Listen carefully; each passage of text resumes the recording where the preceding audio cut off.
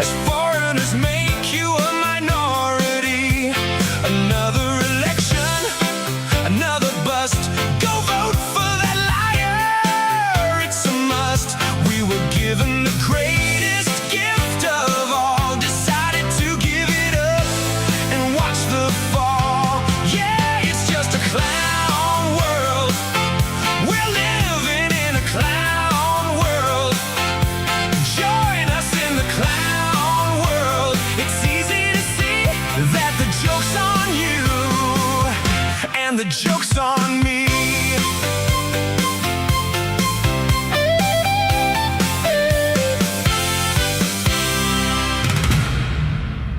Good afternoon, ladies and gentlemen. It is Monday, August 3rd, 2026. This is your home for political play-by-play, the Owen Report, with you for the next 3 hours. Had to double-check myself. It is already August. Thought I was going to have to pinch myself. Thought I was even going to get the year wrong. Things are flying by. All right, well, it was a busy weekend. A lot of things are starting to come into picture as we are in the final home stretch ahead of the midterms. You have some primaries that are going to be happening this week. And there are, it's really quite incredible, predictable, but incredible. There are signs now that the Democrats are feeling very confident, and you kind of see the establishment Democrats actually panicking a little bit. So we'll take a look at that. And then you see the Republican Party, whether it's Trump or whether it's Trump's top advisors or whether it is Speaker Mike Johnson, they're all kind of figuring, okay, this is our approach now towards the midterms. Now, Trump, you know, he'll fire off one thing and then fire off the exact opposite thing the other day. So you can't really get a measurement on that. But they are sending out these polling questions. They're sending mail, they're sending emails, texts. You may have even gotten one of these. I actually have one. They sent me a mailer. I was going to show it on air. I still might. But it shows that, okay, they see the writing on the wall here. It's not good.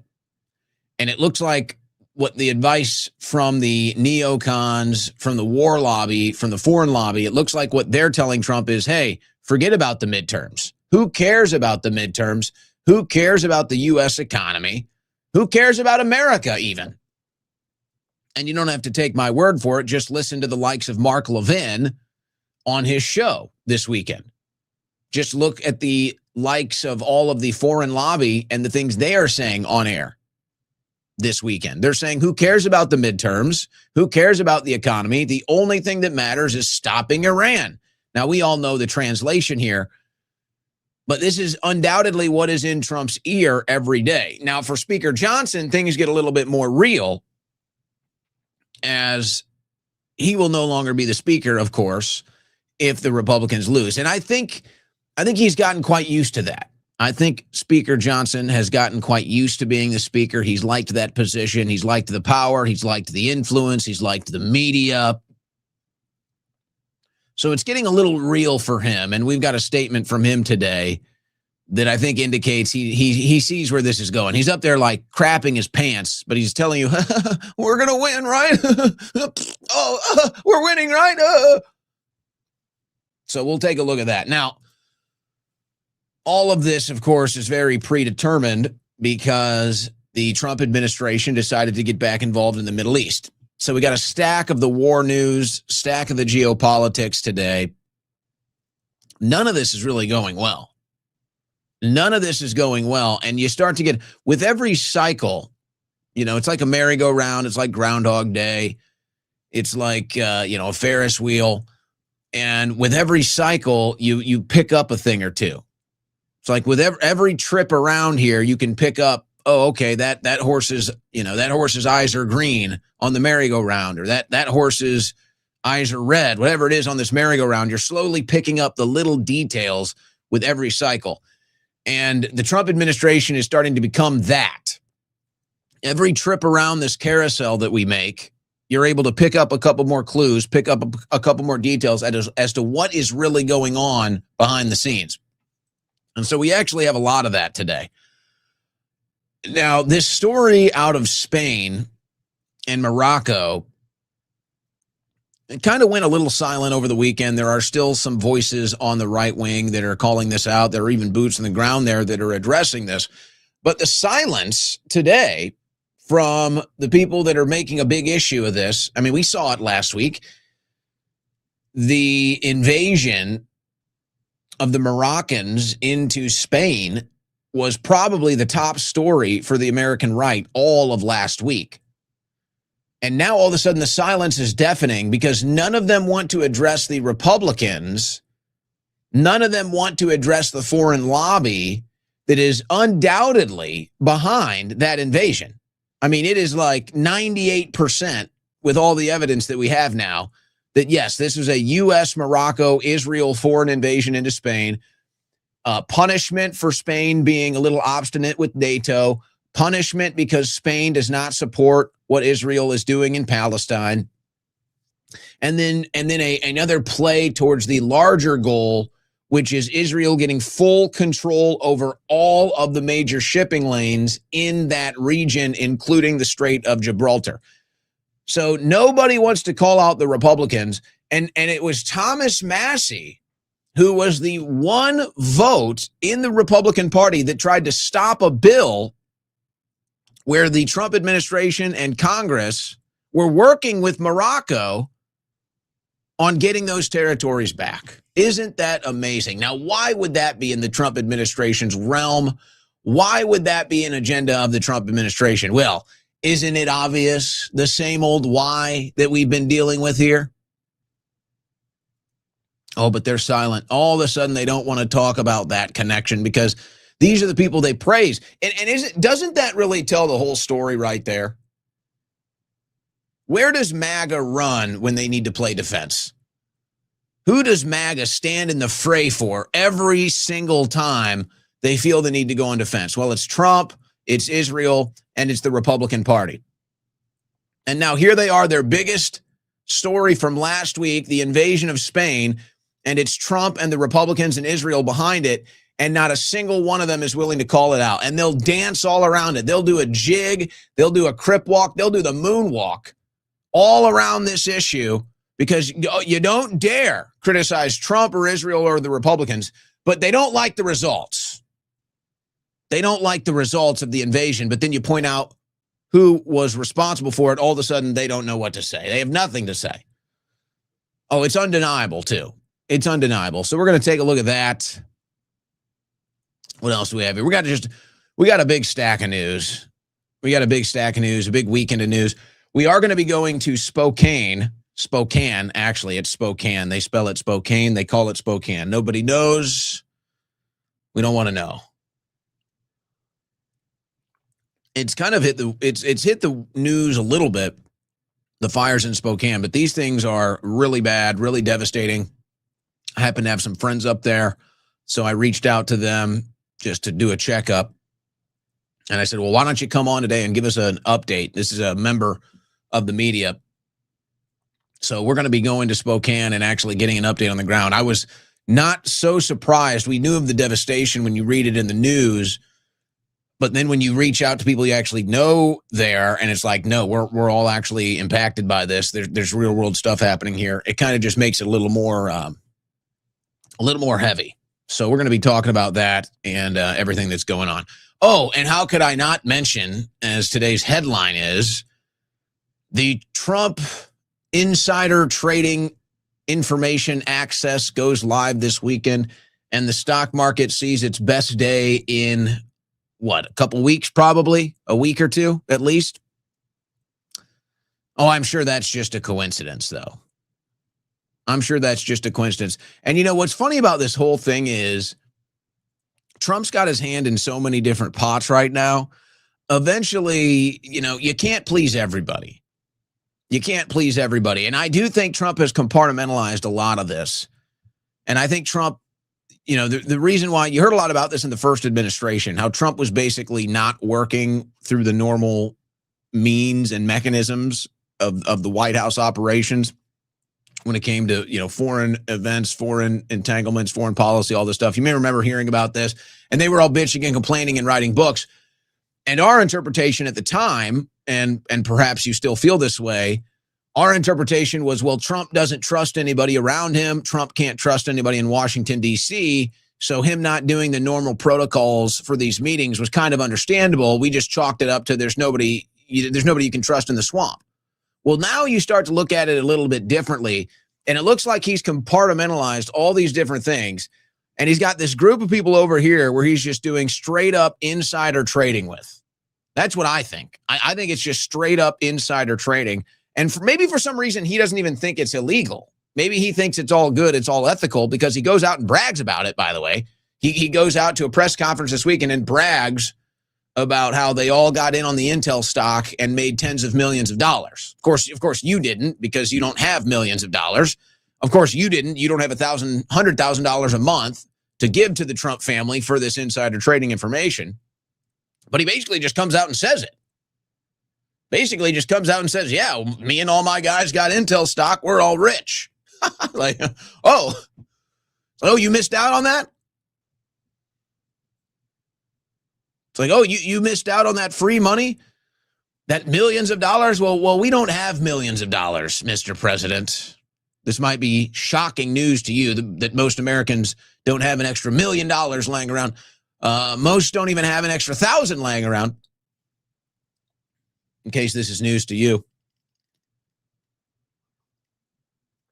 So we're going to get to that. Now, here's one more thing. I'm trying to lump all of this into the intro today. A major, like, fly on the wall moment here for the Trump administration. And Jeanine Pirro just happens to be, let's say, the fly on the wall. Or maybe Jeanine Pirro is us acting as the fly on the wall through Jeanine Pirro.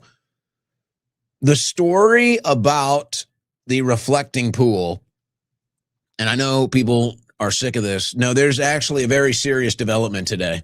And of course, it really has nothing to do with the reflecting pool, but this is the fly on the wall moment. It's you, it's Trump, it's Pirro, and we're the fly on the wall and at the reflecting pool, or we're the fly in the reflecting pool. Now we see it all makes sense. You hear these stories about Barry Weiss, working essentially in favor of the Trump administration. Larry Ellison, friends with Trump, top donor to the IDF. It's this incestuous pool of corruption in D.C. with its new Trump brand on it. And we find out, these reporters are saying, well, Weiss is in here. She's running the new CBS newsroom, and she's asking us to report on things that aren't true. She's forcing us to report on things that didn't happen. And now we learn that this is all the attitude from the Trump administration as well.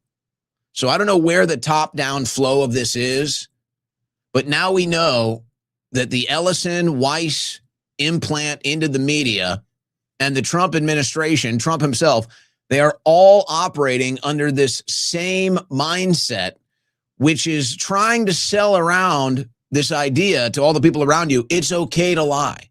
It's okay to lie because we're telling you it's for the greater good. Now, where would this mindset possibly come from? But that's what this is. They're telling people inside of the administration, they're telling people inside of the media to lie, and they're saying it's for a good cause. They're saying it's for the country. They're saying it's for the war. They're saying it's for the economy. They're saying it's for morale. And this is the sales pitch right now. And the reason why you see so many people abandoning ship, believe it or not, they have ethics. They have integrity. And I'm wondering if we're not going to see something similar with Jeanine Pirro when we see this story in the news today.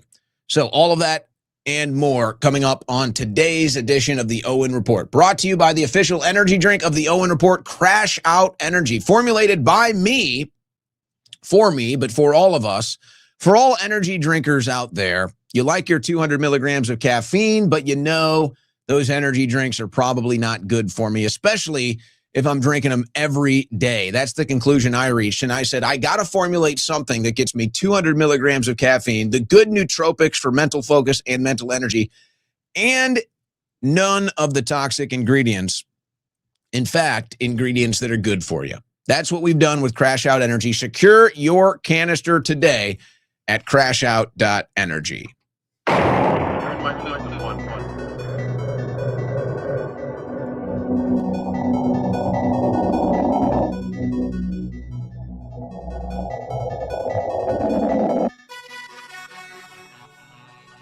On the cutting edge of news and analysis, the Owen Report with Owen Schroyer.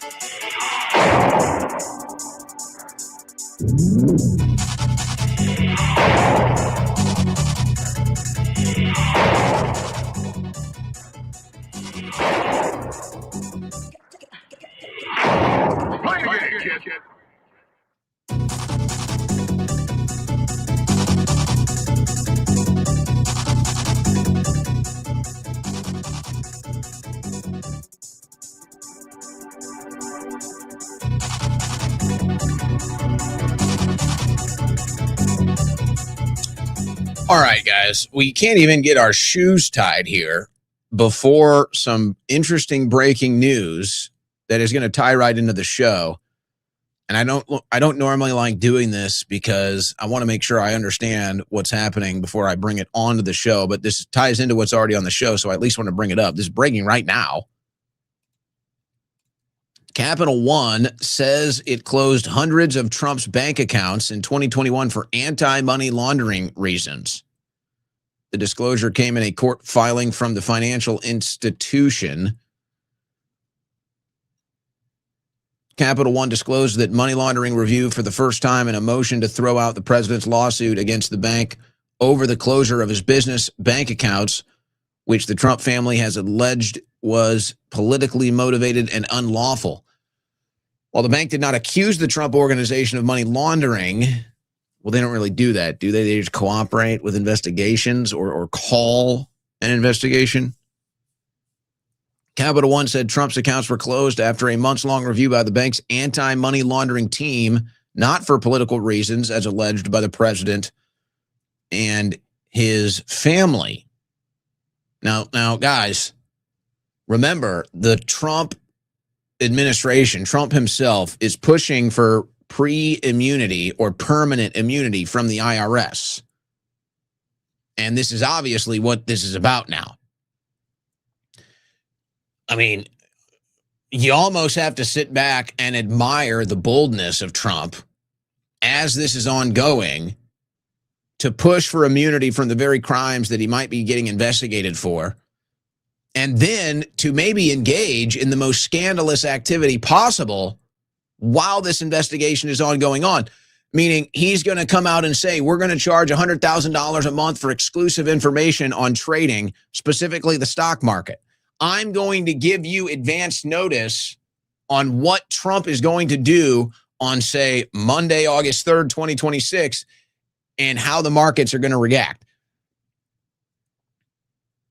And I'm sure it's just a coincidence that today is the first stock market day where the Trump inside trading information is for sale, and it's had its best day in a couple of weeks.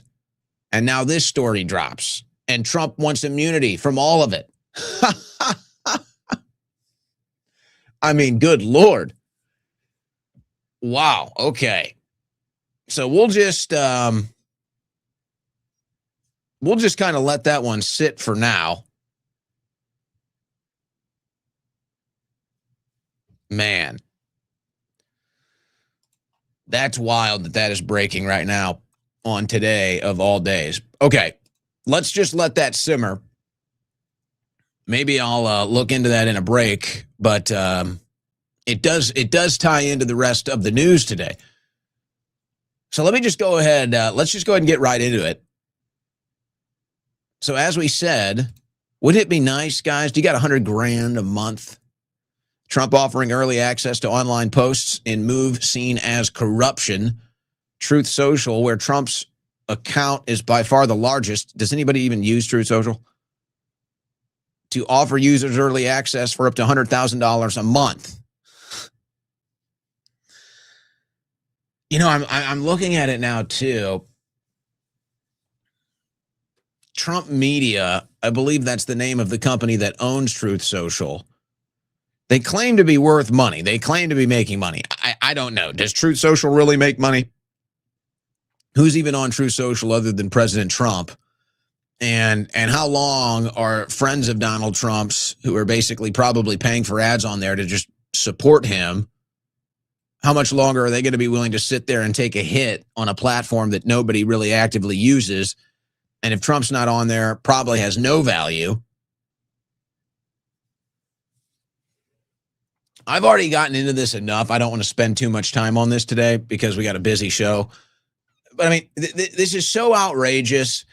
And I think the easiest way to measure this, as far as are we applying logic consistently here, especially when it comes to corruption in D.C., if Joe Biden came out with Hunter and said, we're going to put a Joe Biden social media account behind a paywall for $100,000 a month, and if you pay $100,000 a month, you can get access to this information, which will give you an edge, give you an advantage in the stock market. Now, of course, every single member of the MAGA media, the Republican Party, there'd be investigations on these committees the Republicans control. I mean, you name it, it would be total outrage. And the outrage would probably be even louder if in the background Biden was asking for immunity. And Biden was speaking amongst him and his friends for a pre-pardon for himself and his family, and had already been asking for immunity from the IRS from himself and his family. I mean, folks, this is unreal levels of corruption. Yeah, you know, and let me just take a pause. Let's just take a pause for a second here. And I'm sorry to do it so early into the news, but I can't help it. This just happens when does this happen to you guys? I know I consume news like a fiend, so it's a little different for me. Do you ever just sit back and just wonder, like, what are they thinking? Like, what is Trump really thinking here? Does he really think he's getting away with this stuff? Does he just figure that the American people are so dumb it won't matter? The system is so corrupt, it's permanent. His cult base is so brainwashed that they'll never turn on him, and he can just ride away with that into the sun. I mean, this is truly incredible stuff here, guys. And it even kind of gets lost in translation because of all the madness surrounding Trump and the administration.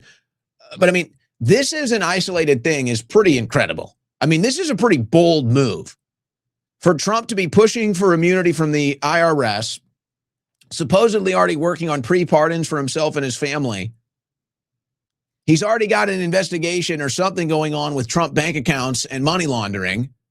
And now he's selling inside information or early access to his social media post as president of the United States for $100,000 a month that people can get an edge in the stock market with. I mean, like, how do they think they can get away with this? Honestly. And I look at the MAGA fiends and the MAGA cult, and I'm just like, what are you guys thinking? It boggles the mind. It boggles the mind. And what's so frustrating is the coalition that we built and the political capital that we had earned, it's all gone. It's all gone.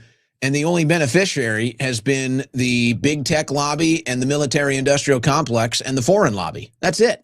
I guess the big pharma's done pretty well too. I guess maybe there's some neutralizing factors there in the larger scheme of things, but no, big pharma's definitely benefited financially from the Trump administration. Sometimes I just sit here after I get hit with a big wave of news. It's kind of like what's just happening right now. And I just lay back and I'm like, what are these people thinking? How does this go on? And I get the feeling the Democrats are kind of playing possum right now, to be honest. Every once in a while you hear them barking up the tree. But I think the Democrats, I think they're watching this right now, and I think they're just rubbing their hands. I think they're just biding their time. I think they're rubbing their hands, and I just think they're waiting until after the midterms. And maybe they've kind of lulled Trump to sleep a little bit because they're not going so hard after him. And, they're not really hitting the media waves too much. And Trump hits the right wing harder than the left. Trump tries to instill more fear in the right wing base. Trump puts more fear in the right wing base than he does the liberal left wing base. So it's like, okay, I think the Democrats are just sitting back and just saying, all right, we're going to wait. We're not going to say much. We're not going to do much. You know what? Trump is kind of exposing himself. His approval rating is into the 30s. This war is not popular. Now it looks like we might have insider trading stuff on him. This is great. Let's just let Trump do this. He's destroyed his base. He may have just given the Democrats 3 election cycles worth of victories with this betrayal in a row here. I think they're just sitting there. They're just sitting back licking their chops. I think the Democrats are sitting back licking their chops right now and just loving what they're seeing from this administration. And they're watching this stock market. Stocks rally fueled by big gains in big tech and a drop in oil prices. Now, how much of this is just blatant insider trading? That's the real question. Now, I'd only been doing stocks for the last 2 years or since Trump got in office. And I don't want to spend a bunch of time talking about my experience in stocks. But my point is, I don't have much experience in the stock market. But what I learned in my first year was if you just follow what Trump does, what Trump says, or whatever you can get publicly, or if you happen to know somebody, I guess, in the White House, if you can find out what's going on in the White House, who's there, what deals are being made, yeah, you're going to do very well in the stock market. And this is me, never traded a stock in my life, really don't know much about the stock markets, just know how to follow news. And now thanks to these easily accessible and usable apps, anybody can get in and make their own trades. And I don't like talking about it. And I don't have $100,000 to spend a month, but no, I was able to do ridiculously well in the stock market just following what Trump was doing. And so obviously they figured that out and they said, well, we got to put this behind a paywall. We can't just let the public have access to this. They're making too much money. The other thing I've learned is that these pumps and dumps are clearly coordinated. And it's very easy when you see it and deal with it from the Trump administration because they use the war as like the backdrop. So it's like, oh, Trump's going to get a deal done. The war is stopped. The stock markets go up. The oil prices come down.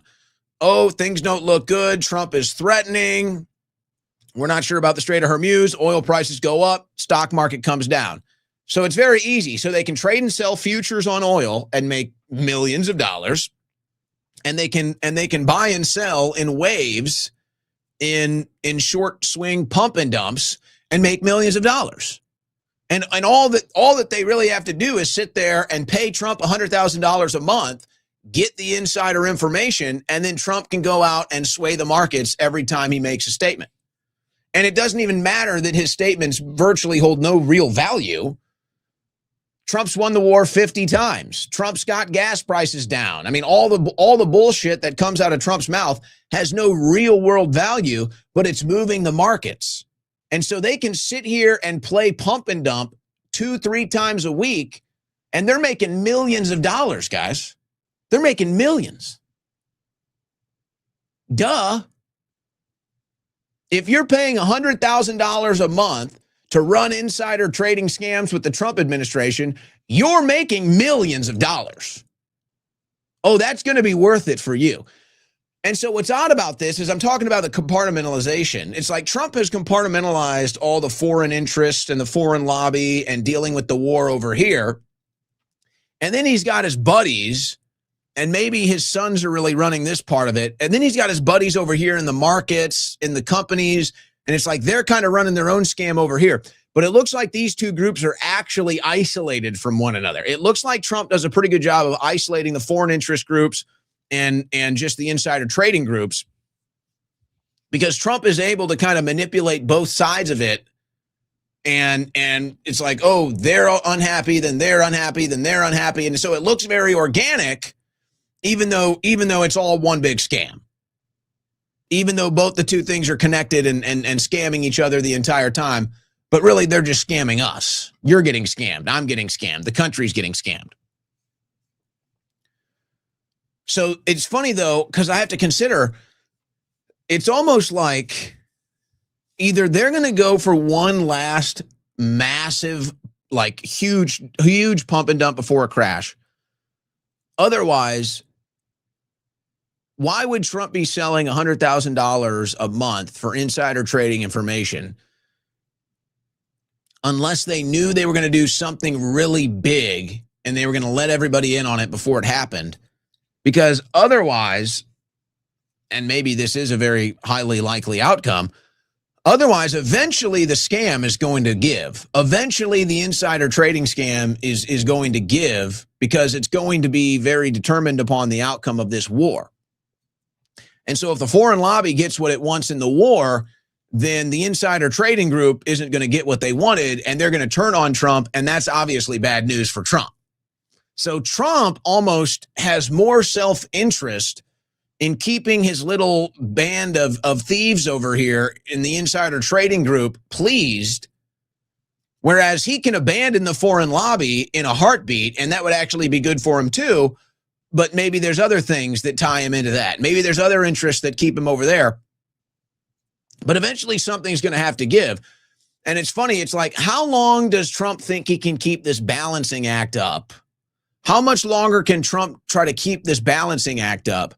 Because eventually one of the two has to give. Eventually either the war is going to have to give or the stock market is going to have to give.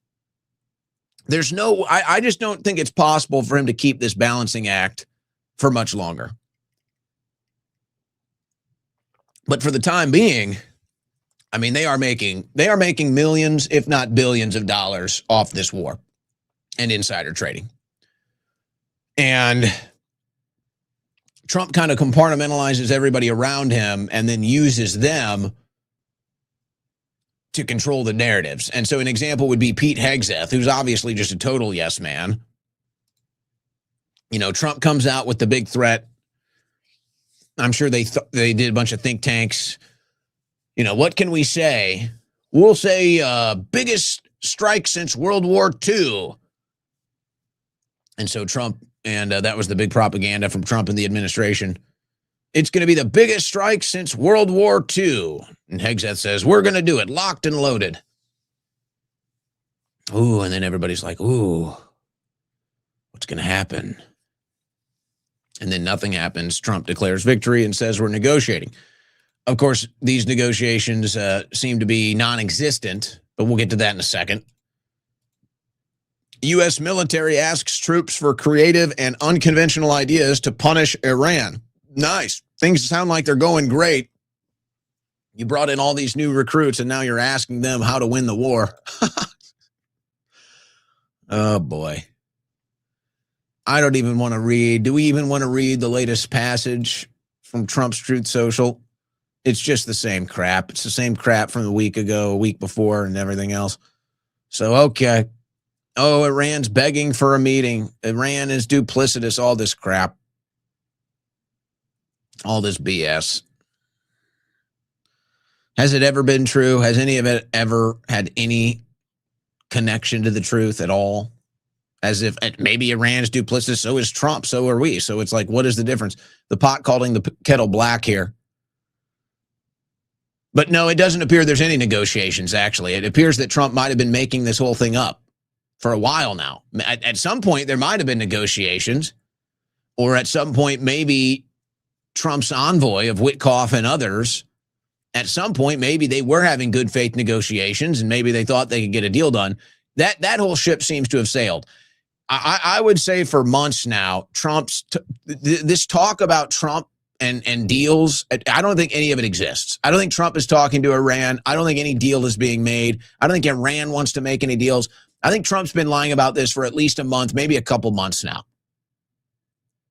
I think the last real shot was either when Vance Was it in Turkey? I can't remember. I think the last real opportunities at a deal, or the last real attempts at a deal, was when Vance was traveling most recently, or before that, the last time that the Witkoff envoy was traveling, and then they were supposed to go again. They called it off. That was a couple months ago. I don't think there's been any real talk since then. I think everything Trump has said about talks and deals and everything, I think he completely makes it up. I mean, literally, I think he just makes it up. And I think it's all about the narrative. I think it's all about the trading on the market. That's what I think the whole thing is about. And then as far as the actual military is concerned, and the men and women that are actually over there dying, I don't think they care. I don't think they care. I don't think they could even care less.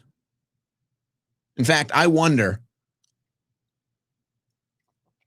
how many members of the administration, specifically the ones that are involved in this war, I wonder if you asked Pete Hegseth today, can you name, they officially say it's 18 dead in this war. I think we all believe the number is higher. But if you asked Pete Hegseth, can you name the 18 soldiers that have died in this war? If you asked President Trump, can you name any of the 18 soldiers that have died in this war, do you think he could name one?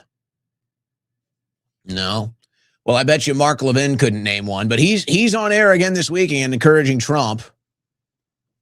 Mark Levin says he doesn't give a damn if the war against Iran leads to a global economic depression or even a world war, because it's all about protecting Israel, and that's the most important thing. And the United States military needs to be used for Israel's goals and purposes, and that's all that matters.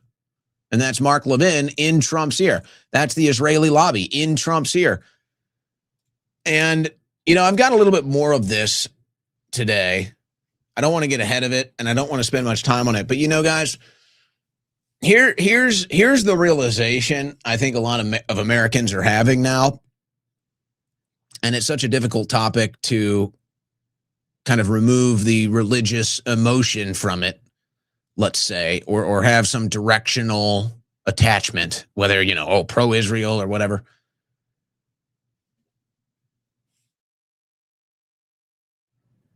You try to remove all that, and you just realize something. The United States of America is currently in the bowels of an ancient holy war. And you know what? It is really hard to even comprehend. It's hard for Americans to comprehend. To a certain degree, it's hard for Westerners to comprehend, especially if they're not well studied and well versed on the Middle East or well versed on the different holy wars over the years that Europe has been involved in. But the U.S., for the most part, our history is not really attached to that.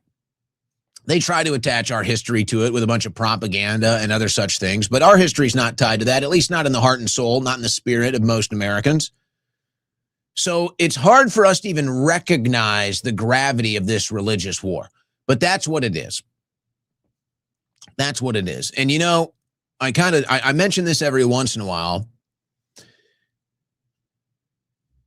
about there, you know, how there's a lot of people in D.C., the media, you know, Congress and such.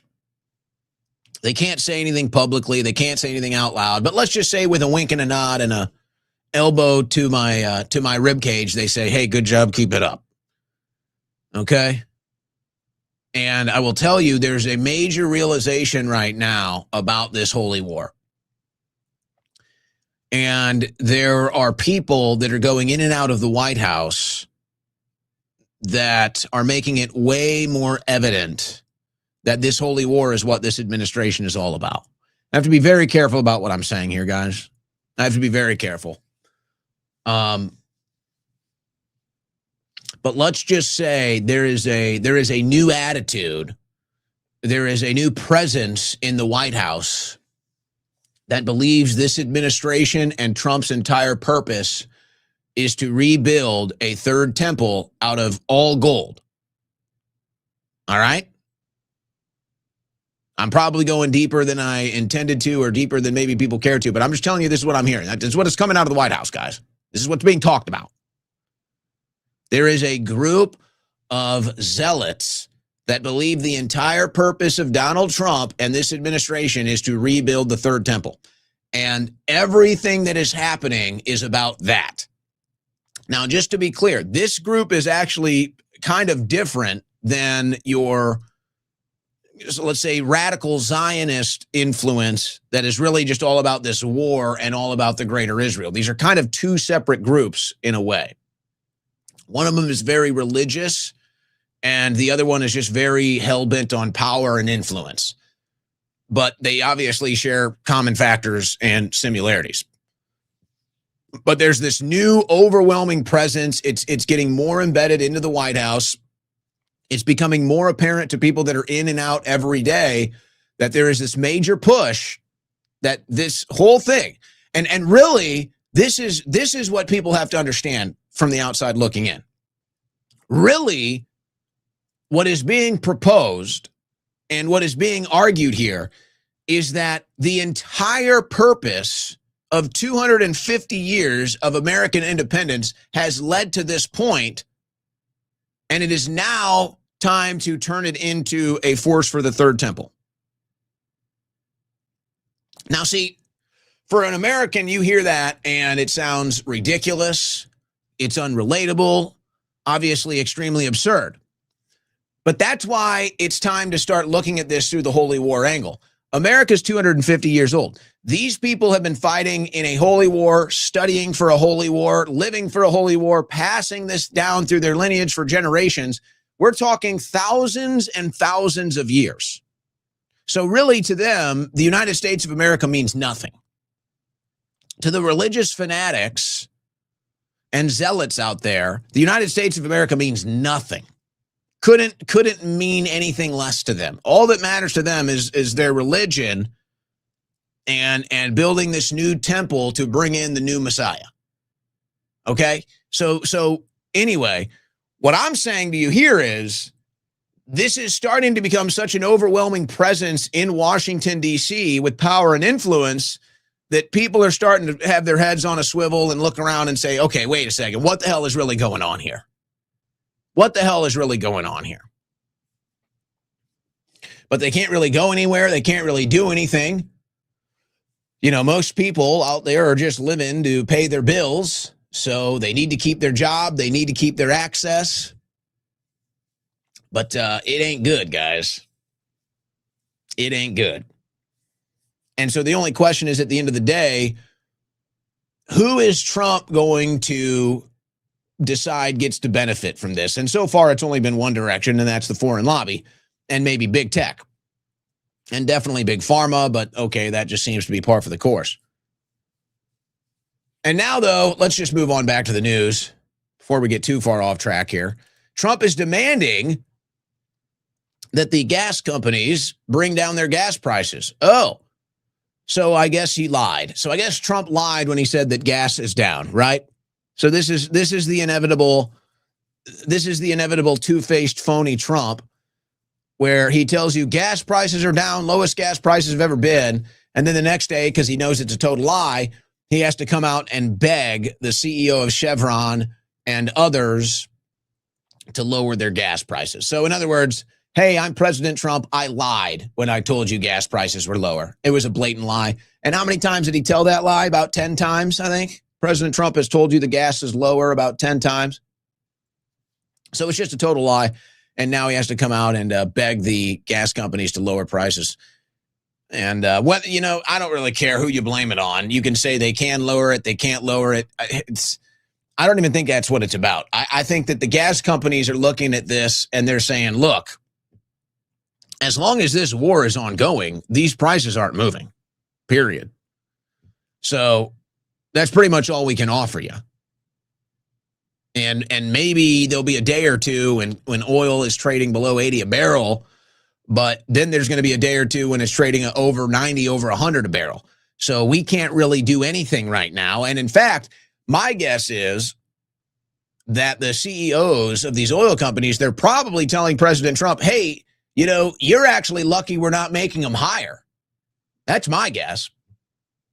Now, this is no defense of the oil CEOs. This is no defense of the oil industry, but I don't really think that's the issue here.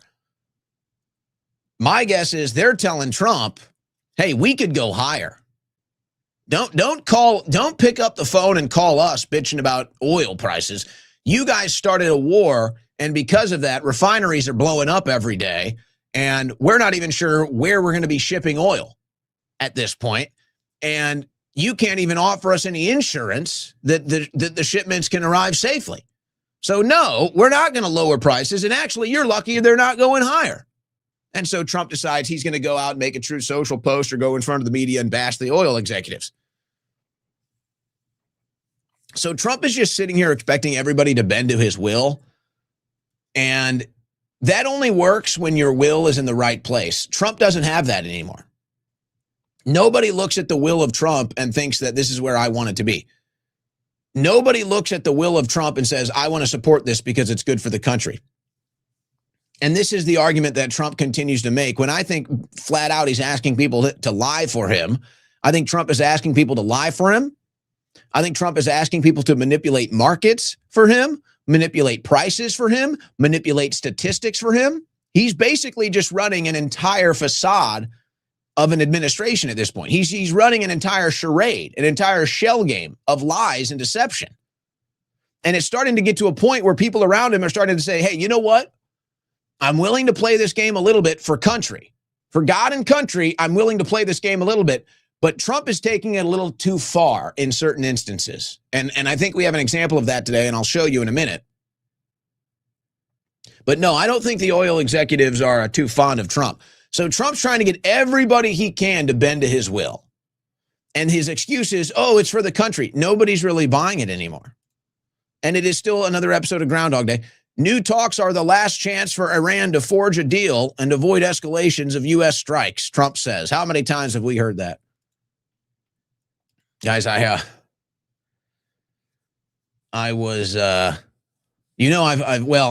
talked about the Groundhog Day. We are going to do a Groundhog Day theme here, but I wanted to make sure we did it right. So I wish I had the groundhog today. I do. I have to tell you, I'm really wishing today is like the perfect day for the groundhog. The groundhog won't be arriving, it looks like, for another couple of days. And you know what? I've got faith that the groundhog will be just as relevant next week as it is today. You know, just seems like it's inevitably Groundhog Day for the foreseeable future here.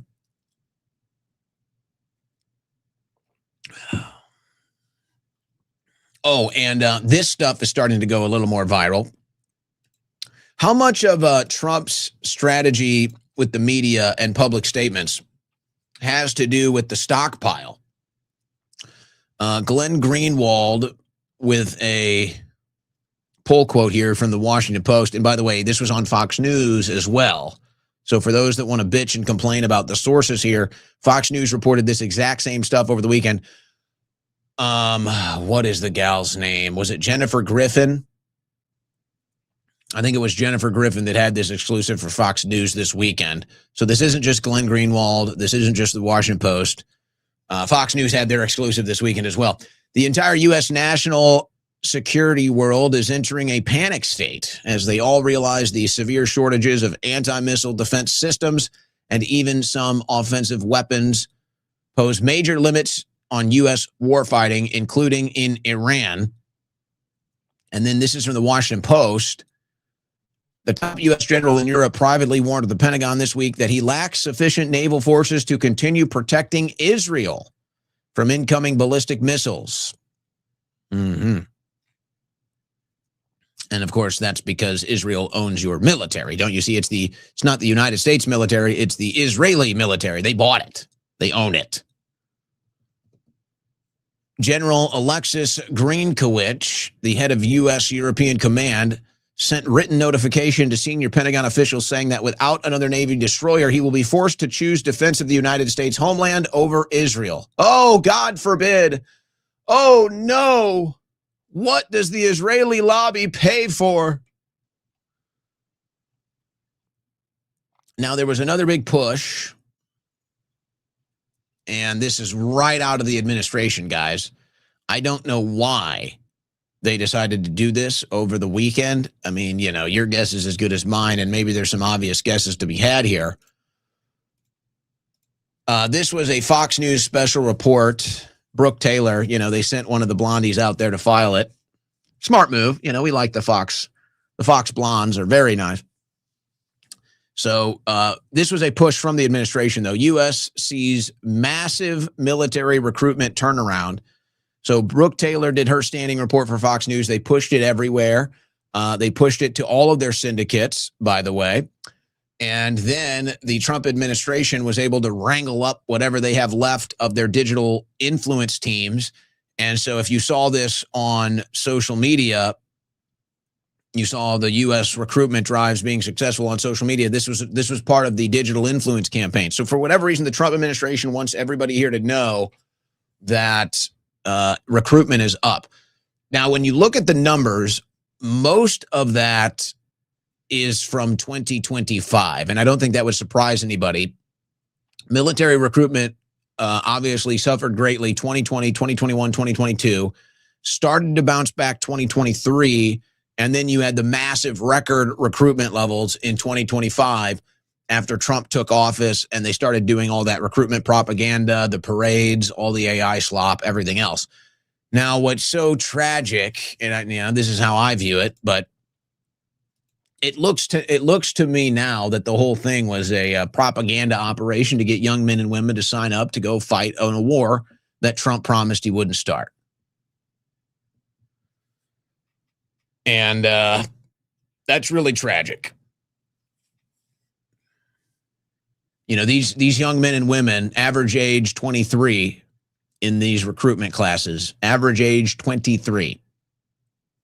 And they likely signed up in 2025. They likely signed up in 2025 because they actually believed that Trump was not going to start another war, that Trump was not going to have them back in the Middle East.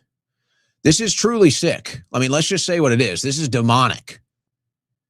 Because what it looks like is that the Trump administration did a giant bait and switch, promised us no new wars, encouraged and convinced a bunch of young Americans to sign up for the military so that they can go fight and die in the Middle East for Israel again. That's what this looks like straight up. I'm just going to say it. Straight up, that's what this looks like. And that is despicable. That is so grotesque. It's barely even, it has such a thin veneer of a line between itself and the pro-abortion crowd, if I'm telling you how I really feel about it. And I think there is another story to be told about this as well, with these young Americans signing up. You know, most of these Americans sign up to join the military because they either need a job, just to put it simply, they need a job, or because they want to get a college degree. Maybe some want citizenship. There's other benefits, but most people sign up for the military for the benefits. And that's why the recruitment drives had been so down, because nobody really looked at the United States military service and thought, I'm going and fighting a war for the American people. They just wanted the benefits. So they kind of changed that in 2025, and it became a patriotic thing. It became a pro-America thing, very much a Trumpism thing. And then he said no new wars, and then he turned it all into another war in the Middle East. Now, in Ukraine, where a bunch of white men are killing one another, a bunch of Russians and Ukrainians, a bunch of Christians, a bunch of Catholics are just running around killing each other there. It's not popular amongst the Ukrainian people. Ukraine hopes to coax back thousands of AWOL troops with their choice of commander and deployment area. So the Ukraine military is down so bad right now. They've got so many troops that are going AWOL. Now they're trying to bring them back and say, okay, what rank do you want? What deployment do you want? Because they're so thin as far as personnel is concerned. So they're taking back AWOL troops. So that's the situation in Ukraine. That's how many Ukrainian men have died. Now you're starting to see something similar in Russia. Russia reportedly turns to coercion as voluntary military recruitment slows. So there's no doubt at the beginning of this, Russia was organically getting recruitment. Russia was organically getting people to support this. That is now starting to reverse. And now they're having to go to coercion or even force to get people to join the military. So you've got Ukrainian and Russian men dying by the millions for a war now that it seems neither of them even want to fight in. So who's running these wars? Who are they for? What are they for? Well, it looks like, Zelensky has kind of had to get knocked around since Trump got into office. Zelensky's kind of been bounced around and kicked around like a pinball here. And I think we now know why. And now all of a sudden it looks like they're about to get the commitment they've been looking for. Zelensky, that is. Netanyahu, this is at the beginning of the year. Netanyahu blocked the transfer of the Iron Dome systems to Ukraine, even though the USA was ready to pay. So Netanyahu is the president. Netanyahu runs the country, guys. I mean, clearly Netanyahu runs the country. And he blocked. So the United States of America doesn't even have its own agency or own independence to share its own technology with Ukraine. Netanyahu gets the last say. So in other words, Trump was giving Zelensky a hard time because Netanyahu didn't want Zelensky to get the Iron Dome. But now that Zelensky's coming on board and kissing Netanyahu's ass and kissing Trump's ass and kissing all the right asses, and it's likely he'll cut a deal with Israel to give Crimea to Israel. Oh, yeah, I'm not going to get too much into that today, but yep, just go ahead and look at the history of Israel and Crimea. They want that land. So I originally thought that Trump was going to let us benefit from the resources and the soil in Crimea. No, it looks like that's going to be for Israel too, just like the Venezuela oil. So it looks like the whole thing is to give Israel Crimea, is what the whole thing looks like. And however many Russians and Ukrainian men have to die in the process, well, they don't really care, do they? But perhaps that's another conversation for another day. All right, we've hit the first hour break. So let's take our first break of the show. When we come back, I'm going to look at some midterm stuff, including something that Mike Johnson said. And he didn't say it with confidence as he looks forward to the midterms. Mike Johnson, I think I heard his knees knocking. I think I heard his knees knocking and shaking when he made these comments. You're listening to the Owen Report on the Win Network.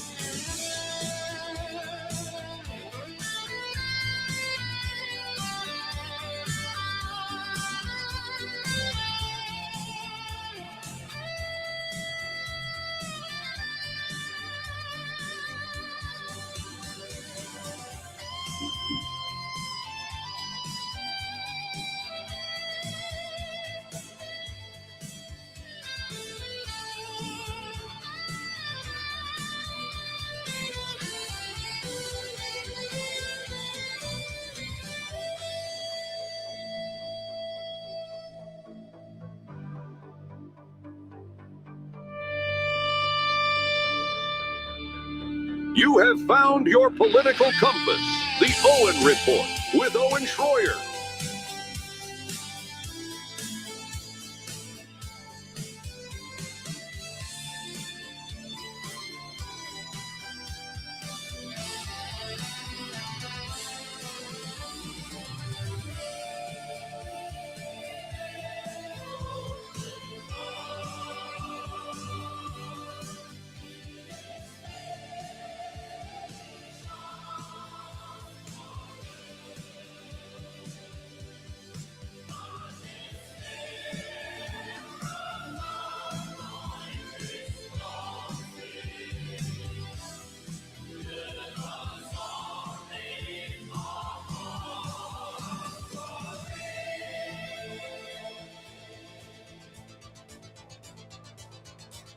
All right, Mike Johnson making a push ahead of the midterms. You guys tell me, does Speaker Johnson, does he sound very confident about the midterms here? Say, I am on the ballot, because in a real sense he is. If we were to lose the midterms, heaven forbid, these Democrats, y'all, impeachment's not even the big concern. They will turn every committee of Congress into an investigative body, and they'll go after the president's family, the cabinet, his donors and friends. Half of you in this room will be targeted.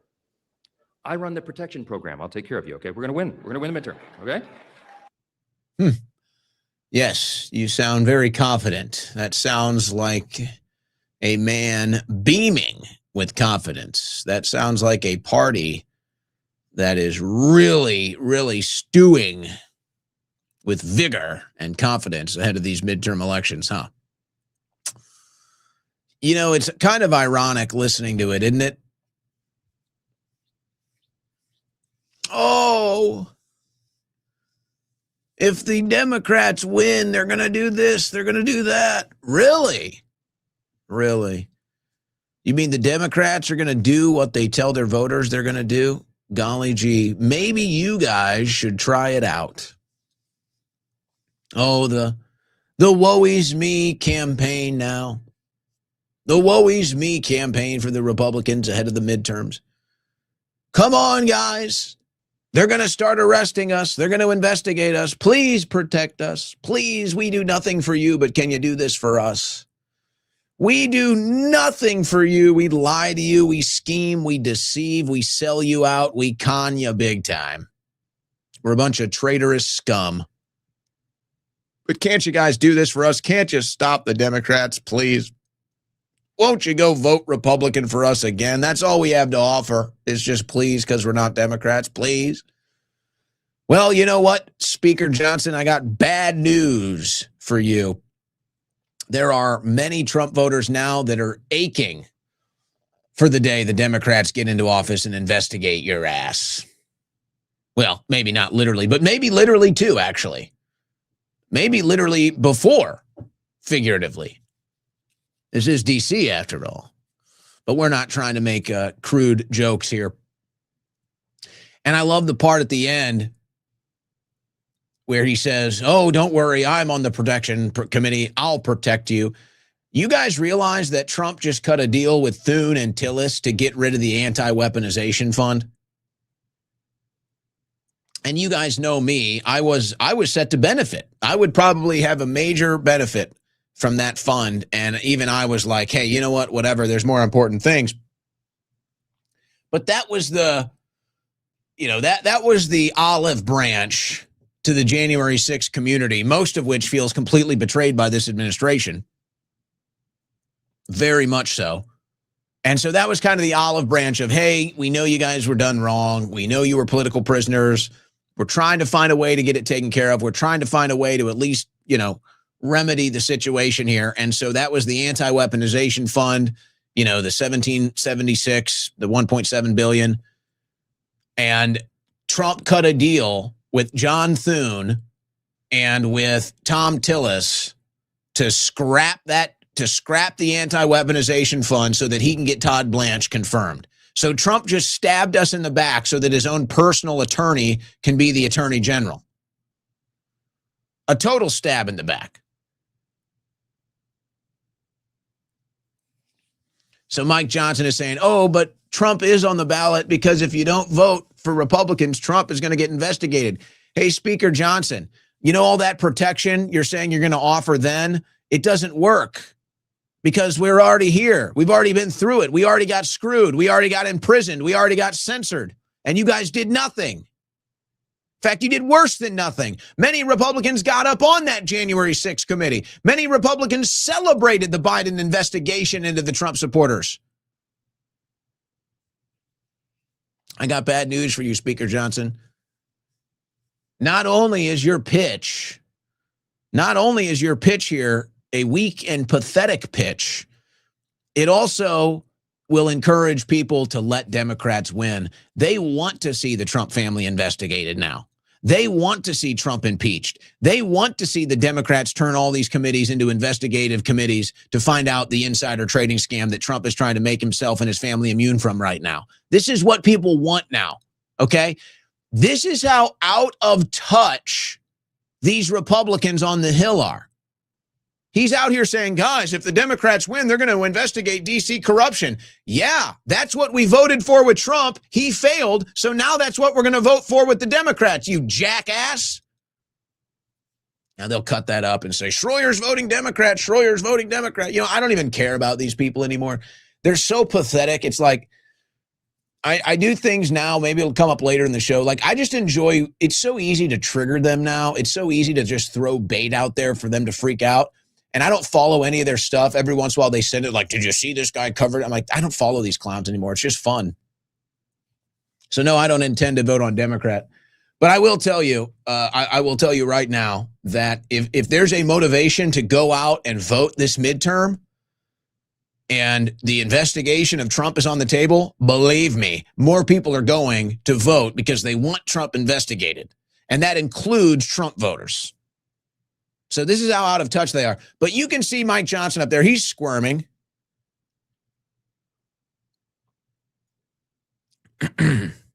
Johnson's squirming as he says this. So there's a couple important races, including one in Ohio. Yikes. Senator Bernie Moreno says former son-in-law Max Miller should not serve in the House. Now, I don't want to get too much into the details of this Max Miller story. Max Miller, House Representative, Ohio, formerly was married to Bernie Moreno's daughter. And there's been some allegations of some abuse, some physical violence, and then some crazy sound bites have emerged. And I'm not going to play the sound bites today. They're completely insane. And you know what? I thought about playing them, and there's some interesting things on these tapes. But you know what? I figured this is stuff that is probably said in the heat of the moment, in the passion of a failed romance. So I don't know. It's hard for me to apply any of that when it comes to political coverage. A court might be more interested in that, let's say. But to me, for the political coverage, I just decided not to cover it. But it is out there if you're curious. What was funny to me is that it sounds like he's recording this stuff. It sounds like these tapes that are coming out, he's the one doing the recordings. And yet it's so much more damaging to himself than it is to his ex-wife here. But that's just kind of a strange thing. So this is a House race, though, that Miller was set to win. Okay? And Moreno had been kind of like, well, I don't want to get into this, and we need to win this election. So he didn't say anything negative about Miller. He was kind of almost standing with him as subtly and neutrally as he could. But now he comes out and he says, no, he can't be in the House. And all of a sudden the polls have flipped. So the Republican Miller is now down in the polls to the Democrat Poindexter. This is a very important race in the House. And now this was a seat that Republicans assumed that they were going to win. Now it looks like they're going to lose. Yikes. Yikes. So another seat that looks like the Republicans are going to lose in the House when they can barely afford to lose any. And he says he's not going to drop out. He won't drop out. And, of course, this is going to eventually get to Trump's desk. He passed on making any comments about it today. But that one might get a little more interesting, guys. That could get a little more interesting. Speaking of the primaries coming up, so it looks like this Democrat Senate race is probably all wrapped up, aside from the vote tomorrow night. Abdul al-Sayed. So this is... Let's just look at some of the raw numbers of this. Now, AIPAC, as far as the money that gets tied back to AIPAC, has spent $30 million in al-Sayed's opposition. And it looks like she has no chance at this point. All the polls are pretty much, it's like 98% chance right now that Haley Stevens is not going to win, or that al-Sayed is going to win. But in this story, not only do they track $30 million directly to AIPAC, there's also $20 million in dark money that's harder to trace. Now, we know that AIPAC has figured out that any money they put behind a candidate stinks. Anybody can smell the shit of AIPAC. Everybody can smell the scent of the foreign lobby anytime AIPAC money comes around. So they've found different shell games and different ways to hide their money through other PACs and other dark money PACs. But they've come to the conclusion that they believe AIPAC spent 50 plus million in this race, but 30 directly can be tied to AIPAC. So it looks like AIPAC is about to spend at least $30 million and lose this race. Now, that's a pretty big blow. Now, AIPAC might have unlimited money, but does anybody really have unlimited money? Does even AIPAC have unlimited money? How many races can AIPAC afford to spend $30 million on and lose? And then maybe the answer is forever. So if AIPAC has unlimited forever money, well, then now all of a sudden we have different questions that need to be asked. But just know that if al-Sayed, or when al-Sayed wins the primary tomorrow, that is going to be at least a $30 million loss for AIPAC, maybe even closer to $60 million is how much they've spent trying to keep al-Sayed out of office. And of course, you can understand why. I'm not sure there is a more convincing voice. I'm not sure there is a more presentable and consumable voice against Israel right now in American politics. Should al-Sayed become senator, he immediately becomes the most influential anti-Israel voice in Congress. And it's really not even close. And that's mostly because he's very eloquent. He's a very good speaker, and he keeps things extremely consumable, and he keeps things relevant as well. He doesn't get into the emotion of it. He keeps things very relevant and kind of sticks to the black and white of, hey, here's the money for the foreign lobby. Here's what they get. Here's what you don't get. So this is a winning message type of thing. So it's very obvious why AIPAC is desperate to try to keep this man out of office. And it looks like they're going to fail on that mission, at least as far as the primaries are concerned. And then we can see what happens. But I don't know. That looks like you're about to have the most anti-Israel senator maybe this country has ever seen. And then what happens? Does Fetterman become a Republican? And you know, there's this crazy thing happening on the left, right. And you know what? I wonder, I know that I've posted this before in the past. I'm curious if I can find it. But I've been saying this for years, actually. I'll have to do this later. But I've been saying for years that the future of American politics is nationalists versus socialists. And you can say that's kind of the new left, the new right. But everybody knows Republicans and Democrats essentially represent the same thing. You get a little bit of a different result each time, but they're both just part of the same bird. They're both just part of the same monster, just taking one step with the right leg, one step with the left leg. We get screwed. We get stomped on no matter what. So really, directionally, the younger generation of right-wingers are nationalists, and directionally, the younger generation of left-wingers are socialists. So really, what the country is looking at for the future is nationalists versus socialists. Now, there's all kinds of irony in that in the post World War II world, because that's kind of what we're entering now. It's like we've been in the post World War II world, but that's kind of coming to an end. It's a generational break. It's a propaganda break. And so there's kind of this break from the post World War II world. And now there's a post World War II world, but the people in power still cling to that post World War II world. So there's a pushback right now from the establishment Democrats. And of course, they're against the El Sayeds. They're against the Democrat Socialists of America. And, they're bitching and complaining because the Democrats are platforming and mainstreaming Hassan Piker, who's obviously said and done all kinds of controversial things in his past in media, which is like, hey, whatever. But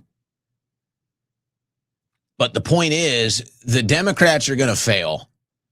And they're going to let the socialists, they won't have any choice. The socialist takeover of the Democrat Party is nearly complete. There will be resistance this election cycle. I think ultimately they'll determine that resistance is futile. And, the Nancy Pelosi days are over. The Nancy Pelosi, Mad Max, Chuck Schumer days, they're over. They're over. And the AOC, El Sayed days are here. It's kind of the late arrival of the Bernie Sanders, really. And so now the right wing is going to do everything they possibly can to continue this walling off of the nationalists, the younger generational right wingers that are sick of the foreign lobby, sick of big tech, sick of big pharma, don't want to become an AI surveillance state, actual principled conservatives, American patriots, and this foreign lobby controlled MAGA and this deep state establishment Republican Party. They're already building the walls to keep the nationalists out. Meanwhile, the socialists are tearing down the walls and they're about to take over the Democrat Party.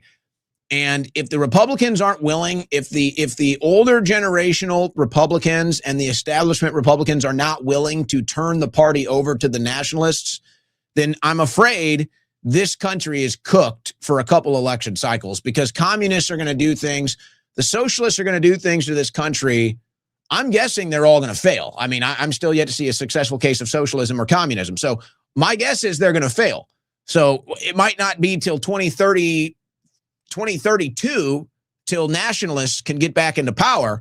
But because the Republican Party is destroying the coalition, because the Republican Party is destroying all of the political capital, and the socialists are going to take over the Democrats, and the Republicans are blocking off the nationalists, it looks like the socialists are about to have like 2 or 3 election cycles of a run here, guys. And it's going to devastate the country. There's no doubt about it. It's going to devastate the country. But you watch. The socialists are about to have their takeover of the Democrat Party. It's about to reach Congress. And the Republicans are going to sit here twiddling their thumbs, and they're going to continue to block out the younger generations. They're going to continue to build walls around the neocon control of the party. And it's going to cost this country multiple election cycles and turning the country into socialism for at least 2-3 election cycles. And that's too bad. And that's all because of the people that run the Republican Party and the foreign lobby that benefits from the foreign policy of the Republican Party will not relinquish the reins. And that's because at the end of the day, they really don't care about America, do they? Meanwhile, what's the latest with Mitch McConnell? Maybe we'll find out soon, maybe not. Kentucky governor issues clear warning to Mitch McConnell and Trump. Governor Andy Beshear pointed out that McConnell's prolonged absence is only hurting his own party. Well, apparently they're faking votes for him, but maybe that's a different story for another day. Apparently there's a new rumor that there's documents floating around with Mitch McConnell's signature on it, folks, and they don't think it's Mitch McConnell's signature, okay? They think they got a little Mitch McConnell auto pen going on here. So Beshear comes out because, now my guess is Trump and the governor of Kentucky, Beshear, are going back and forth pretty hot on this.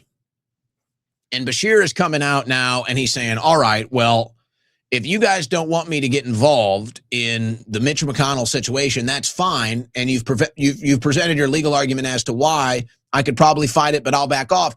And he says, here's the deal.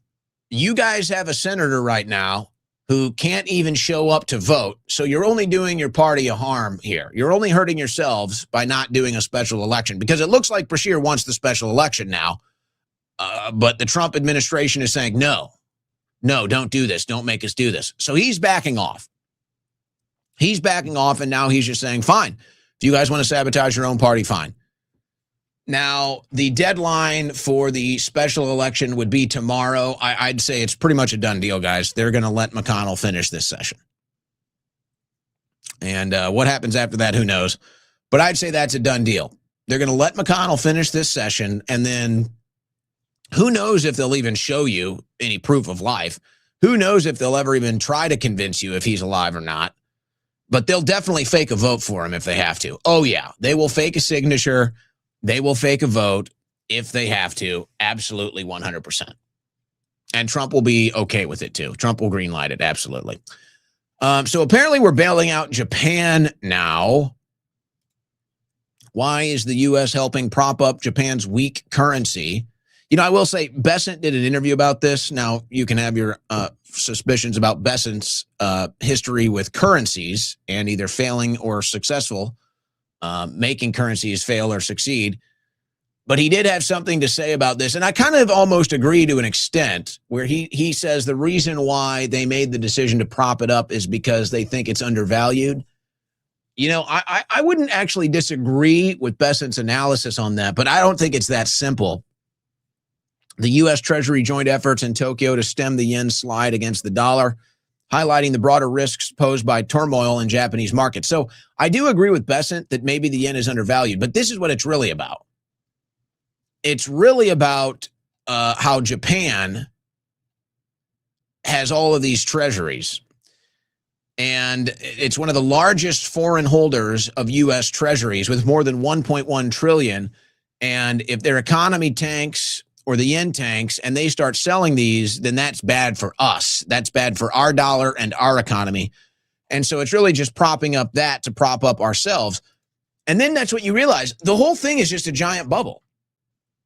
It's like everything in the economy right now is a giant bubble. The housing market is a bubble. The credit is a total bubble. The banks are a complete bubble. The U.S. debt is a bubble. Our economy is literally just a bubble, and it's different bubbles propping up different bubbles. So the Japan economy was a bubble. So the United States decided to blow a bubble inside of their bubble to keep the bubble from popping. Is there any real economy out there anymore at all? And where is all the gold, by the way? Now, here was Trump. I want to just play this video. I'm not sure how much you take away from it, but to me, it just shows that, I don't know, guys, Trump just doesn't really seem to be, I don't even know how to put my finger on it. Let's just play the clip. Mr. President, why is the U.S. intervening to support the Japan yen at this time? To support who? To support the Japanese currency? Because we have a good relationship with Japan. We're very strong, very, very strong financially. And they are, they have a weakening yen, and they wanted a little bit of help. And we're always there for Japan. We're strong financially. Is anybody buying that? Japan's been very good to us, with the exception, of course, of Pearl Harbor. Mr. President, They were not good. what is the U.S. getting out of that arrangement? Is that a joke? That's an attempt at a joke, I guess. Financial benefit. Financial benefit. It's also good for the world economy. But we make, like when we did with Argentina, I got criticized. We made $25 billion on that deal. On Venezuela, we make hundreds of billions of dollars.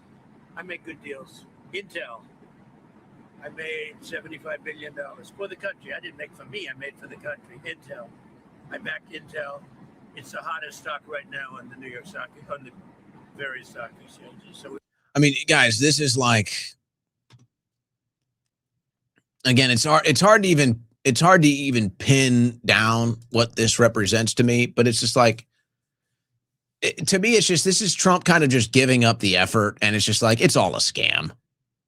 It's like, yeah, it's all a scam. I just come out here, I make stuff up. Everything's a bubble. We just tell you everything's great, but it's all a lie. And I'm really not even trying to pretend. I'm not even pretending that much anymore. We'll say there's stuff we need to say, but we're not even really pretending. The whole thing's screwed. And then those tariffs, guys. You paid for them, and then they got paid for them. Apple got $2.2 billion tariff refund this quarter. Apple wasn't the only company, by the way. So Trump initiates the tariffs. The companies that get tariffed, they passed that cost on to you. Many of you might have even experienced this personally. I had a couple things that I had to order that I had to pay an extra tariff on. They weren't cheap, I'll tell you that. So if you're ordering some equipment or something from overseas, the tariff rates are not fun. So we paid for the tariffs. The U.S. consumers paid for the tariffs. Now, Trump said we were going to get a tariff dividend check to balance that out because the tariffs were supposed to make so much money for the country. None of it happened. None of it happened. You paid for the tariffs, and now you're paying for the tariffs again because we're bailing out all the companies that had to pay for the tariffs that you paid for. This is such an unbelievable loss. And I'm not even mad at Trump for trying with the tariffs, okay? It's like, whatever. It's maybe it could have been a good thing, but it ended up in a complete disaster. So all the companies that made you pay for the tariffs are now taking in billions of dollars from your tax dollars for the tariffs.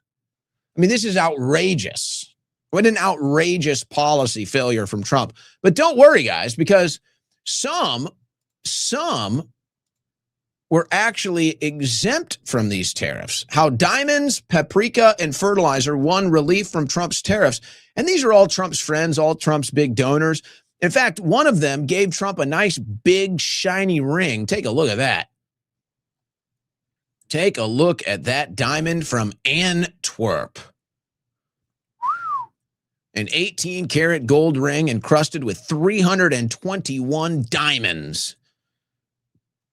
Gifted for Trump. And all he had to do was cut them a deal so that they didn't have to pay tariffs. By the way, what do you know about Antwerp? Let's see here. Antwerp. Let's see. Okay. Antwerp diamonds. Antwerp diamonds. Very nice, very expensive, very expensive stuff.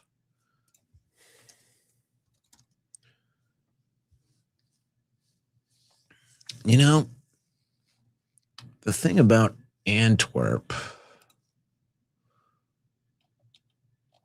I'm pretty sure they had an Epstein running that company for a while. I don't know if Epstein is still in charge of Antwerp, but he was for a while. Antwerp Diamonds. Let's see here. Antwerp Diamonds. Our team, Robert Goldberg, Marshall Goldberg, Alex Goldberg. Oh, boy. Okay.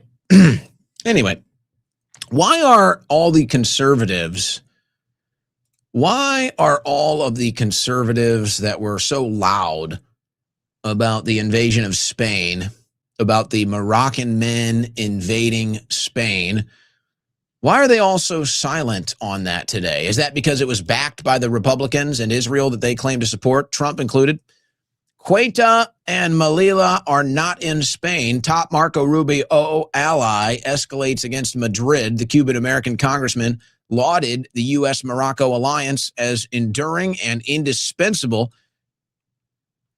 So, yeah, all the conservatives, all the people on the right, all the MAGA people complaining about the Moroccan invasion of Spain, you do realize the Republicans support that. You do realize Trump supports that. You do realize it was likely Israel that ran it as well. It's not even a secret. This is from Moroccan News here, by the way. This is Morocco World News. They get into the whole thing. Madrid first denied Washington use of the jointly operated Rota and Moron military bases for operations tied to the U.S.-Israeli campaign against Iran, forcing the relocation of 15 American aircraft. So because Spain would not aid in Israel's war against Iran, they were punished by the invasion, and now the U.S.-Israel-Moroccan alliance is going to try to take these Spanish, maybe soon to be former Spanish areas in northern Morocco and give them to Morocco because the Muslims over there work with Israel. Again, look at how fraudulent all of MAGA is. Look at how fraudulent all of these right-wingers are. They show outrage when Moroccan men invade Spain, but then they find out, oh, Trump likes it. Oh, Israel likes it. And so then all of a sudden they go silent. And then it's all about this war in Iran that Trump promised he wasn't going to start. And now they have nothing to say. Now they have nothing to say about borders. Now they have nothing to say about military-aged men invading Spain. All of a sudden, they have nothing to say. Isn't that amazing? Yes, folks, I'm sorry. I know it's obnoxious, but pretty much everything this administration is doing is for the Israeli lobby. Pretty much everything. It's a safe bet. You look at anything this administration does and you bet that it's to benefit the Israeli lobby, you're going to win that bet most of the time, especially on foreign policy. On foreign policy, you're winning that bet like 90% of the time. Now, some news is coming out of Morocco where they spoke to some of the men that were sent, and you can see this, by the way. It's clear that these men don't even know what they were doing. Somebody rounded these men up. A lot of them came right out of Moroccan prison, and they just rounded them up, put them on boats, and said, just go. Just go. That's it. They were just told to go. This was a threat by Israel to do this. And they basically were told that they were led into the country and encouraged by Moroccan officials. We've now spoken to several Moroccans who say they were encouraged to cross into Quetta by the Moroccan authorities. Youssef Alawi, 26, said that as his group approached the border on Thursday, Moroccan police officers pointed them in the right direction. They just kept saying, go that way, go that way. Mohamed Amadiho, 37, said he had heard about the influx to Spain yesterday on social media and that he neared the border. Moroccan police officials said, come to Spain. Now, of course, the Moroccan leadership, it's amazing. So here's big right-wing MAGA outrage that Moroccan men are invading Spain. It was encouraged by the Moroccan government that works hand in hand with the Israeli government and the American government. It was literally an operation, U.S.-Israel operation, to invade Spain, to take these territories so that they can get control of the Strait of Gibraltar. And all of a sudden, they have nothing to say. Because when you accept that that is the reality, you realize every other border invasion is also done for political purposes. And all of a sudden, you can't sit here and point the finger at the Democrats and point the finger at the Biden administration and say, oh, they opened the border, see? The Republicans do it too. It's all strategic. It's all strategic. So when it makes sense for Republicans to invade a country, they'll do it. When it makes sense for Democrats to open the borders, they'll do it. It's all strategic. No, they don't give a damn about you. And all this outrage about Muslims, and then they will work a deal with Morocco to send Muslim men in to invade Christian Spain, and they won't say a damn thing about it. Isn't that amazing? Oh, the Muslims are bad crowd. All of a sudden, they're silent. All of a sudden, they're silent when Israel is working with Muslims to invade Spain. Isn't that amazing? But see, it's not even good to get tied up in all the identity politics. I think it's fair to point all of this out so that you can understand the different directions that this goes. But it's not even about identity politics. That's the point.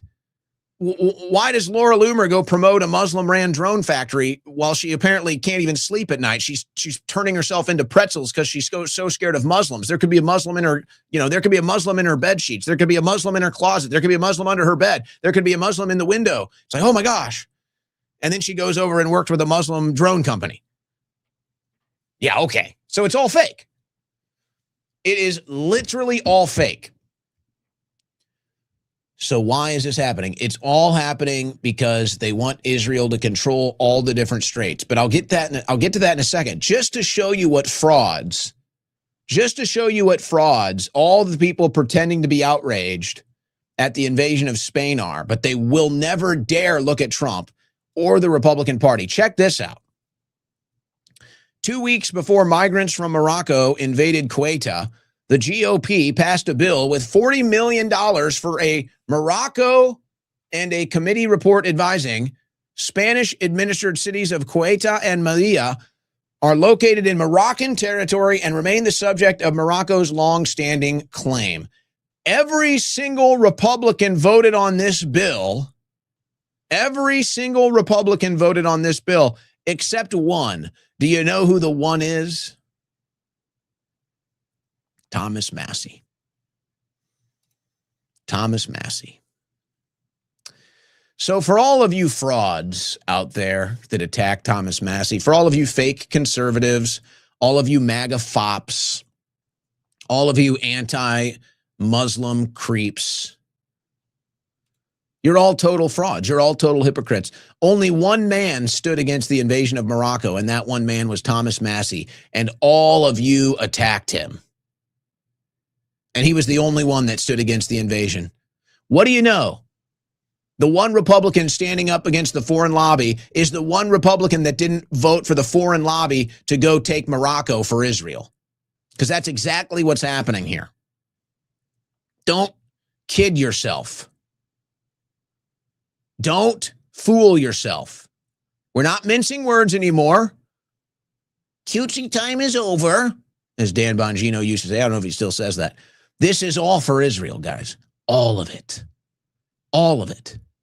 They're sending in Muslim men to conquer Spain for Israel.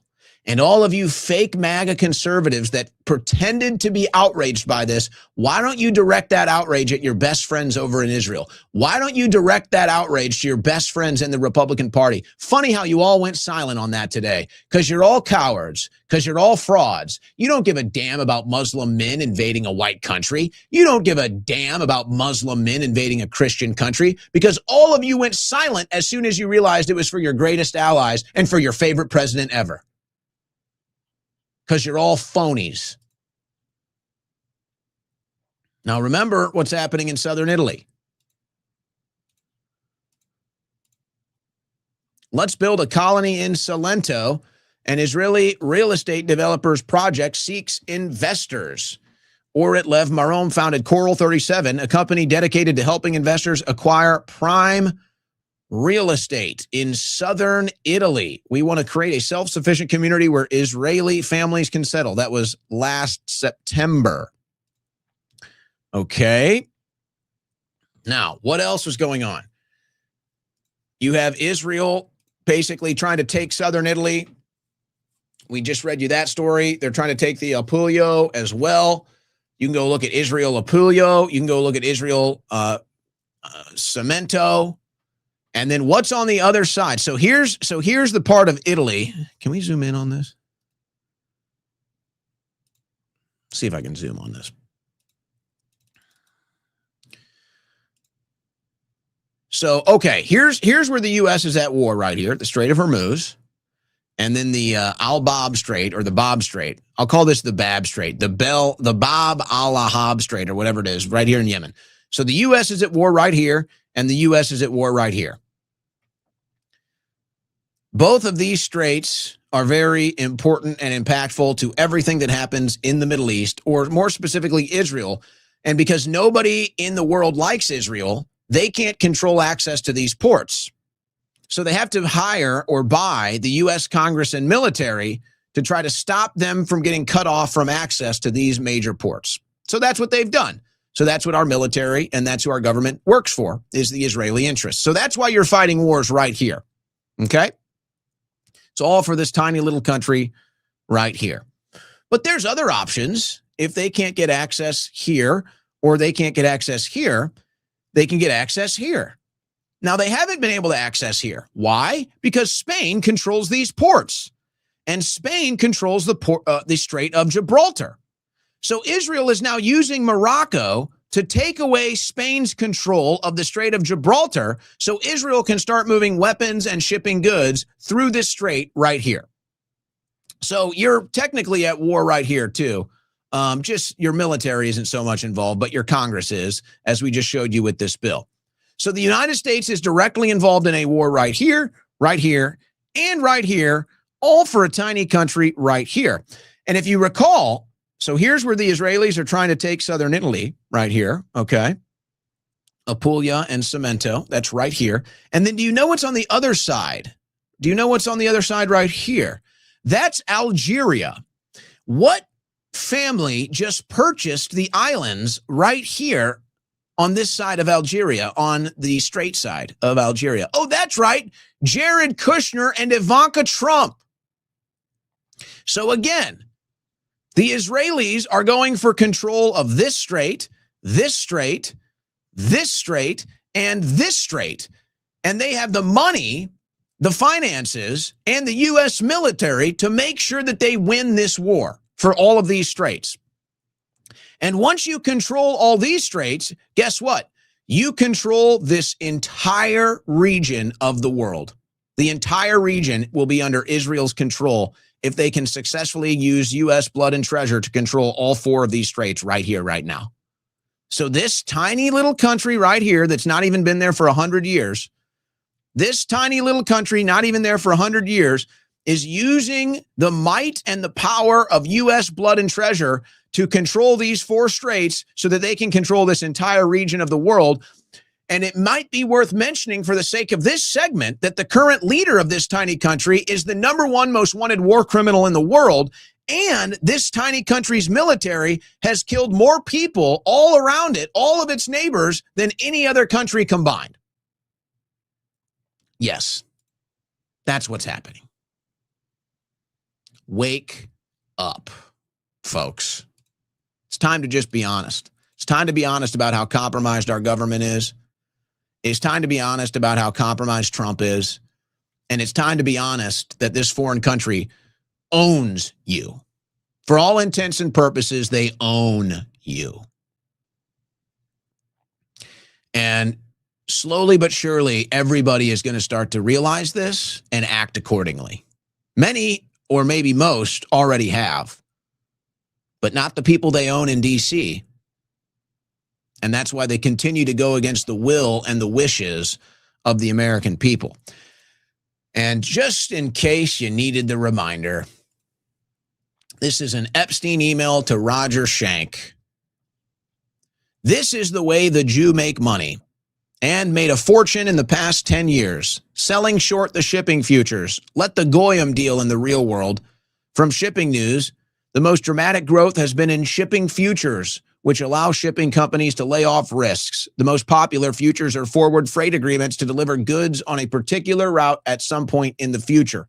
They have grown in the past year to be roughly the size of the physical market, according to bill lines of the Baltic Exchange, a shipping bazaar in London that sells FFAs. Oh, in London. Many in the industry have been suspicious of such futures because they have been averse to hedging their bets. Risk-taking is, after all, part of the game, and averse to complicated financial instruments that they do not really understand. So let me translate this now for the news today. In other words, if the Epstein class gets control over all of the major shipping lines, they can now make fortunes every single day. Right here. This is how we make money and made a fortune in the past 10 years.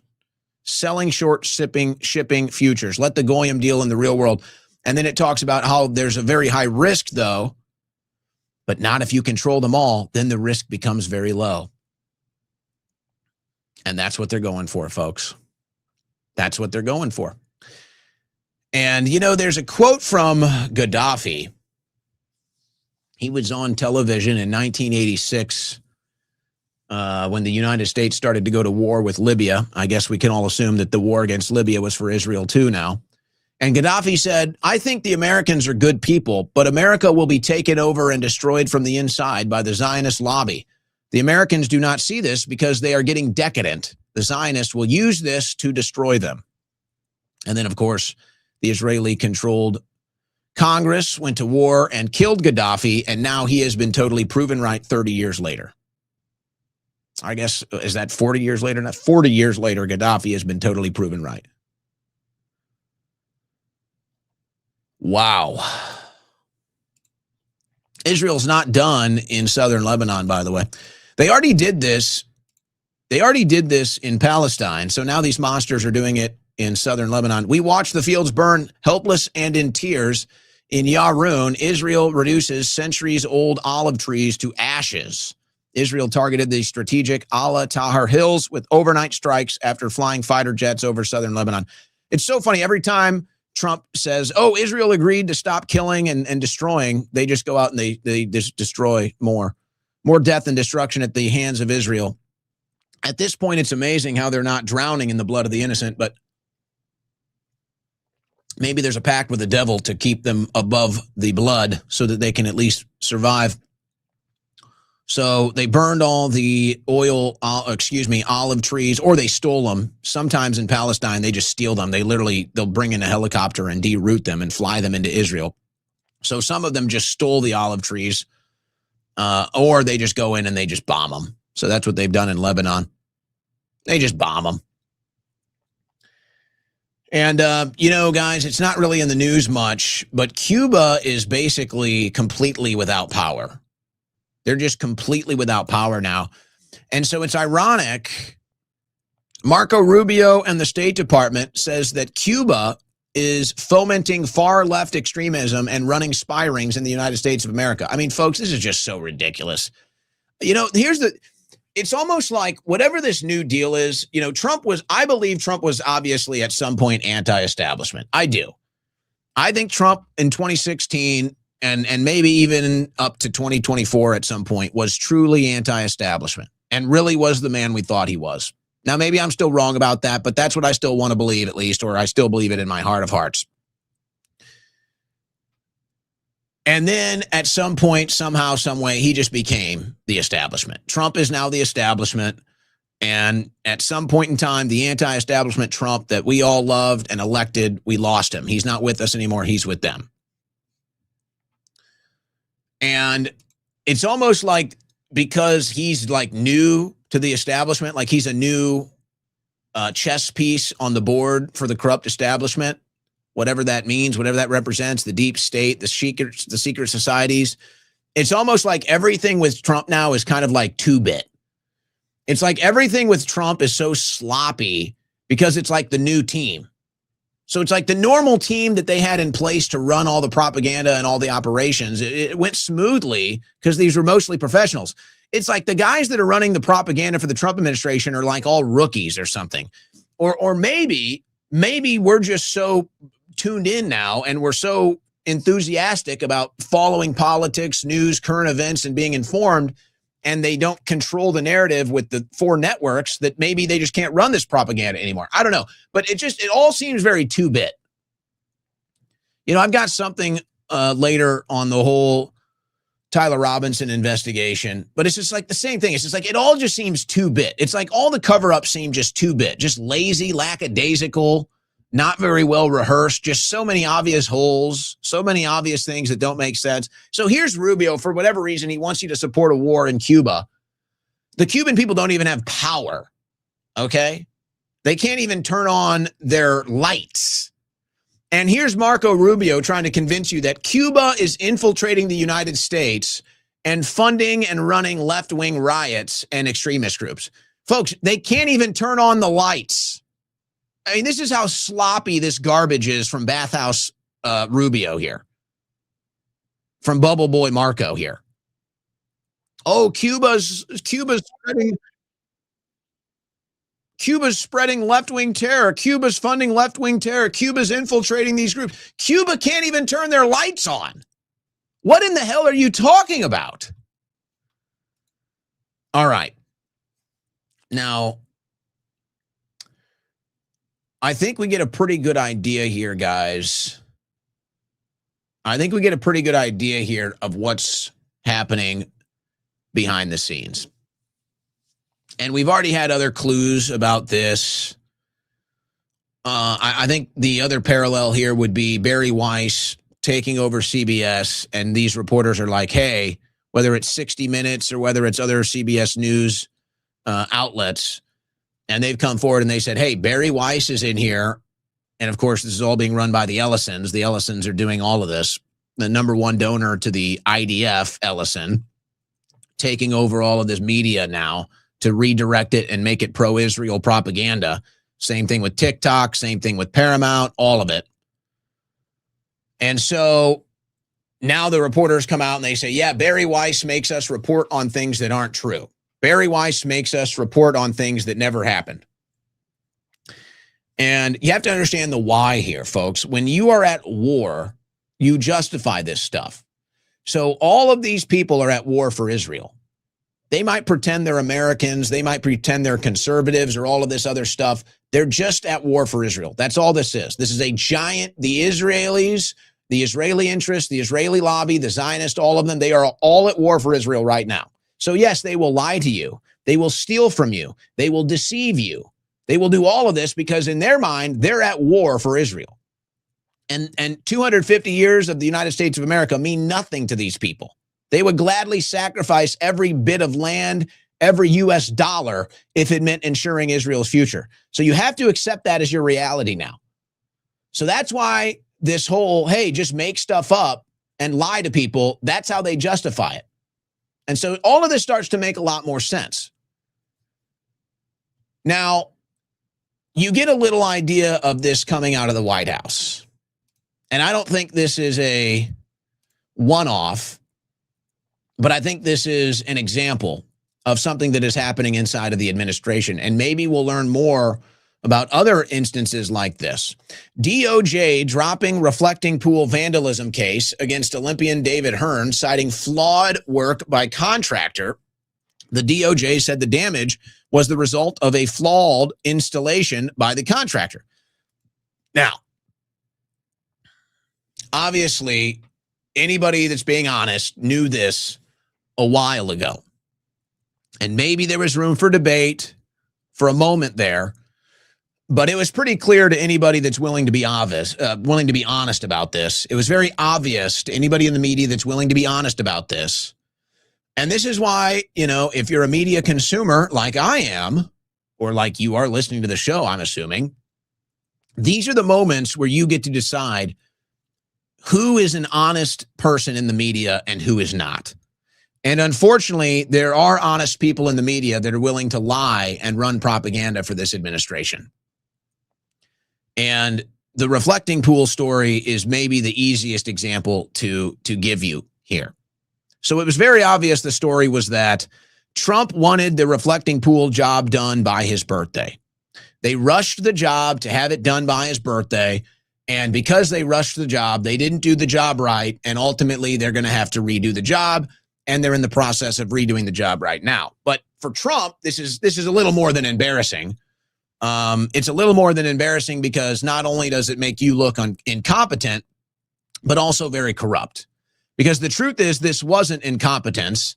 This was an egotistical narcissist who made it all about him. And because he rushed a job, it is now a disaster. So they might have made the entire thing up about the vandalism, considering there's never been any proof. And all they can do is show you a video of somebody reaching into the pond for a second and grabbing a piece of the flaked up coating at the bottom of the pool.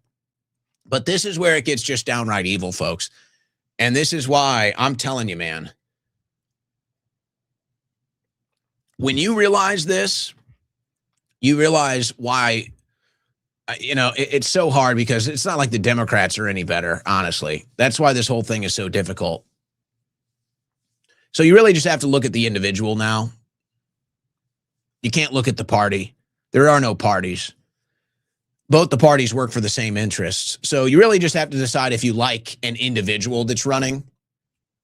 So if you can find one from any party that you like, that's kind of the only way to go vote, I would say. But when you understand this is the true evil nature now, unfortunately, of President Trump. Okay? This is truly evil. And I'm actually curious how this one is going to turn out, because in prior instances like this, most of the time people just leave the administration in silence. They'll just leave the administration in silence, and they'll just say, you know what? I can't do this anymore, President Trump. I can't. I have integrity. I have morals. I have ethics. I can't be a part of this anymore. But you know what? I'm not going to try to burn this bridge. I'm not going to try to burn you, but I've got to go. I can't be a part of this corrupt administration anymore.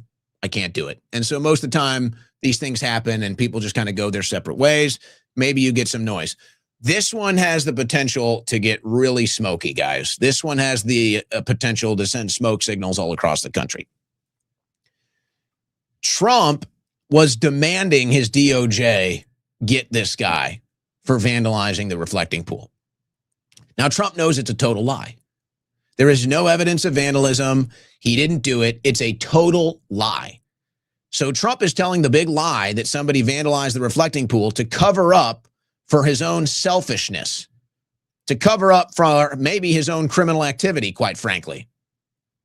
Maybe that's a little stretch, but rushing a job at the reflecting pool for your birthday, knowing it's going to have to be redone, borderline criminal, considering it's kind of fraud, actually. It's kind of Trump committing fraud is what it is with U.S. tax dollars. So Jeanine Pirro is prosecuting this case, or Trump is demanding that Jeanine Pirro prosecute this case. So speaking in the Oval Office to media, President Trump says that Jeanine Pirro choked. That's a quote. She choked, and she, quote, folded like an umbrella over the reflecting pool case. So in other words, Jeanine Pirro, who probably has ethics, probably has integrity, she wanted to be a part of the administration. She wanted to be a part of the Trump lore, part of the Trump history, so she took the job. But she has ethics, and she has integrity. And when Trump said, prosecute this man, she said, sir, he didn't commit a crime. There is no evidence of a crime. This was a botched job. We've done the investigation.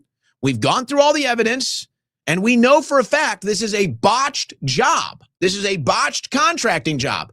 And Trump is telling her to get the guy anyway. Folks, do you understand what a monster this man is? He is demanding Jeanine Pirro put an innocent man behind bars. This man is a monster. I'm so done with it, it's unreal at this point.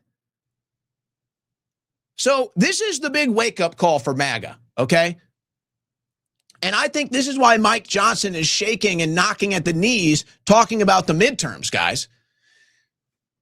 Look at me. I'm telling you from experience. They will not come to help you. They will throw you under the bus. Now, I don't want to speak for everybody that is working for Trump right now, because I think a lot of people in Washington, D.C. are yes men, and I think a lot of people in Washington, D.C. go along to get along, and they just want the prestige and the access and the resume. And they'll sell their integrity, they'll sell their ethics out if they have to. But I won't make any assumptions here other than out of Trump, and this is very conclusive. Trump is so embarrassed about what he did at that reflecting pool, and his ego is so damaged that he is demanding Jeanine Pirro put an innocent man in prison. And not just any innocent man, an Olympian, an Olympic athlete. As if it makes any difference, it's an innocent man, but still a high-profile man. A man who represented the country in the Olympics. And Trump is demanding Jeanine Pirro put him in prison. And Jeanine Pirro stood her ground. Good for her. Jeanine Pirro has now showed more backbone and more fortitude than any of these yes men in the administration. Any of these cucks that call themselves men that get on their knees and lick Trump's boots and butt whenever he tells them to. So good for Jeanine Pirro. Jeanine Pirro stood up to President Trump and said, I'm not putting an innocent man in prison. Stop asking me to do it. Now, I wonder if this thing is going to be kept under wraps. Let's see how much longer Jeanine Pirro wants to stick around, knowing what a monster this man has become. Asking a prosecutor to prosecute an innocent person. Folks, this is worse than Joe Biden. This is the Biden administration. Do you see? Do you see what these people are willing to do to you, including President Trump? You don't matter to them. They couldn't care less about you.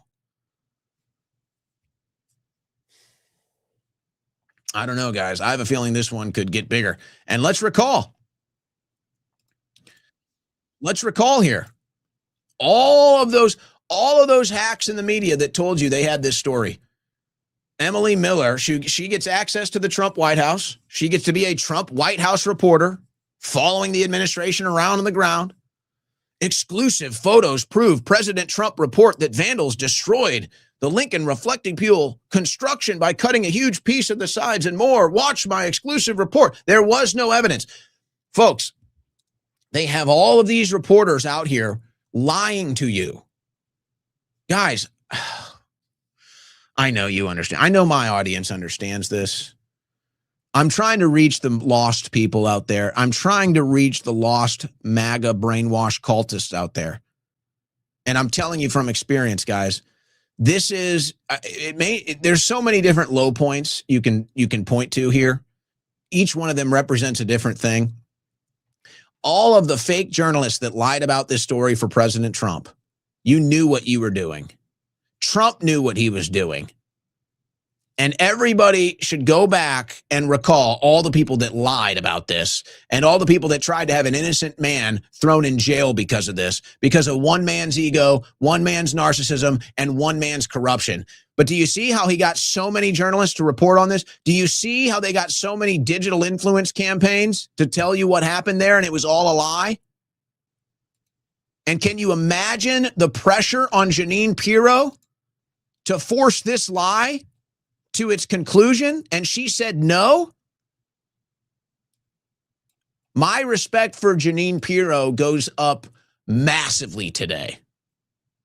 My respect for Jeanine Pirro goes through the roof today, because believe me, I guarantee you the pressure that she was under to bring this prosecution forward and put that man in jail with a conviction, it was more than any of us can even understand. And she stood up and she said, I will not put an innocent man in prison. God bless you, Judge Jeanine Pirro. God bless you. And I don't know how far you want to take this, and maybe you want to be nice about this. But I think you should probably make sure people know about how this went down, Judge Jeanine, because we're talking about an administration that is willing to lie and engage in media deception to put an innocent man in prison to cover up for one man's narcissistic ego. Pretty heavy stuff as we close out the second hour of the Owen Report. You're listening to the Owen Report on the Win Network.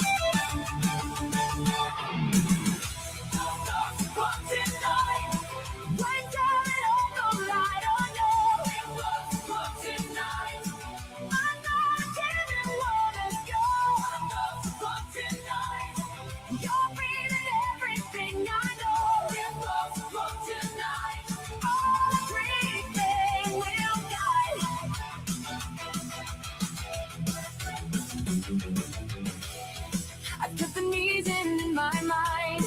I never wanna be alright. And in a life of going down. And saw the pain in my heart. I never dark to the light. I turn it down and break it down.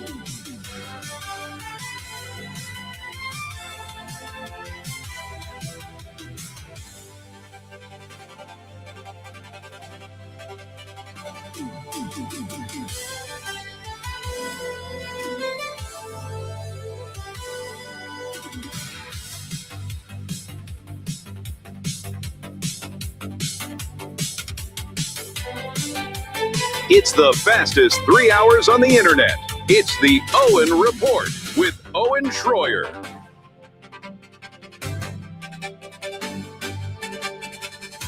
Yeah, well, Trump just made a post, guys. He can't avoid the poll numbers anymore. Most of them now in the 30s. So Trump just posted that his real poll numbers are through the roof. They're greater than they've ever been. The real ones. Okay. The real ones, guys. And actually, some of you may have received in the mail. I did. I'm gonna put it on video sometime this week. They sent out, it wasn't the Trump administration sent out a mailer poll, and wait till you see how they phrase this. The way they phrase this, you start to believe that they believe their own poll numbers, because they basically phrase it so that everything pulls into a positive. So it'll be like, do you support Trump more than a turd sandwich? You're like, oh, wow. You know, I think I like Trump more than the turd sandwich. And then they reported there's 100% of those polled prefer Trump in a 2-to-1 poll. It's like, wow, 100%, huh? Okay. I'm telling you, wait till you see this mailer I received. I'm going to bring that up later. All right. I want to go out to Spokane, or really, I'm not sure where our next guest is joining me from. He's headquartered in Spokane, and that is Caleb Collier, head of Church and State, a great show that I've been a guest on multiple times. Caleb, okay, it started to, I guess, the wildfire started last week. I started to see a little bit in the news, not much. It popped up again today, and I said, okay, wait, I'm going to look into this. Really bad stuff. I texted you to see how you guys were doing. Why don't you just tell us the story about what's going on in Washington right now? It's not getting too much attention, but the more you look into it, you start to realize it's a pretty devastating fire happening there. Yeah, thank you for the opportunity to be on here. And let me just say, Owen, I think I'd rather vote for Mr. Hanky, the Christmas poo, over Donald Trump again. So just put me down on that. I'd be one of the negative ones.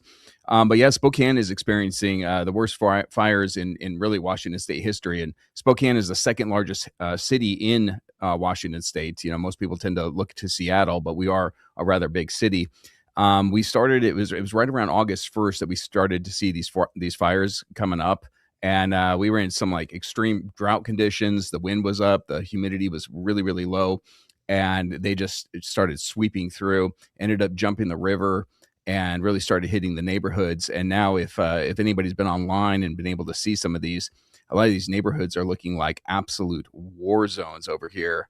There is some conspiracy theories that are jumping out here. Number one, a lot of the trees are not burning, a lot of the green space, and Owen's putting that up there for the audience right there. Yeah, while you're talking, I'll try to put some of this footage up here.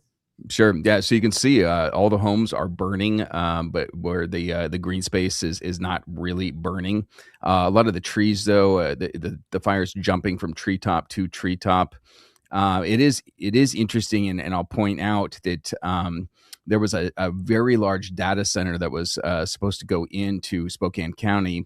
The base, and I was a part of this. We pushed back against that, and we were able to get a moratorium from the Spokane City Council to hold off on that for a year. Well, it just so happens that the fire started at pretty much the exact location almost of where they want to put this data center.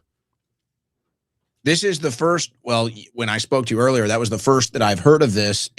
Are people in Spokane talking about this? Because it's not really making any national news. Yeah, there is some people that are definitely pointing this out. There's some things that are going on that just aren't really passing the smell test. I know from an insider that firefighters were asking specifically for air support to drop on these houses, and they were denied that actually, and the air support was sent over to some of these empty fields that were on fire. I will say that, but they could have directed them towards the house and perhaps saved some structures.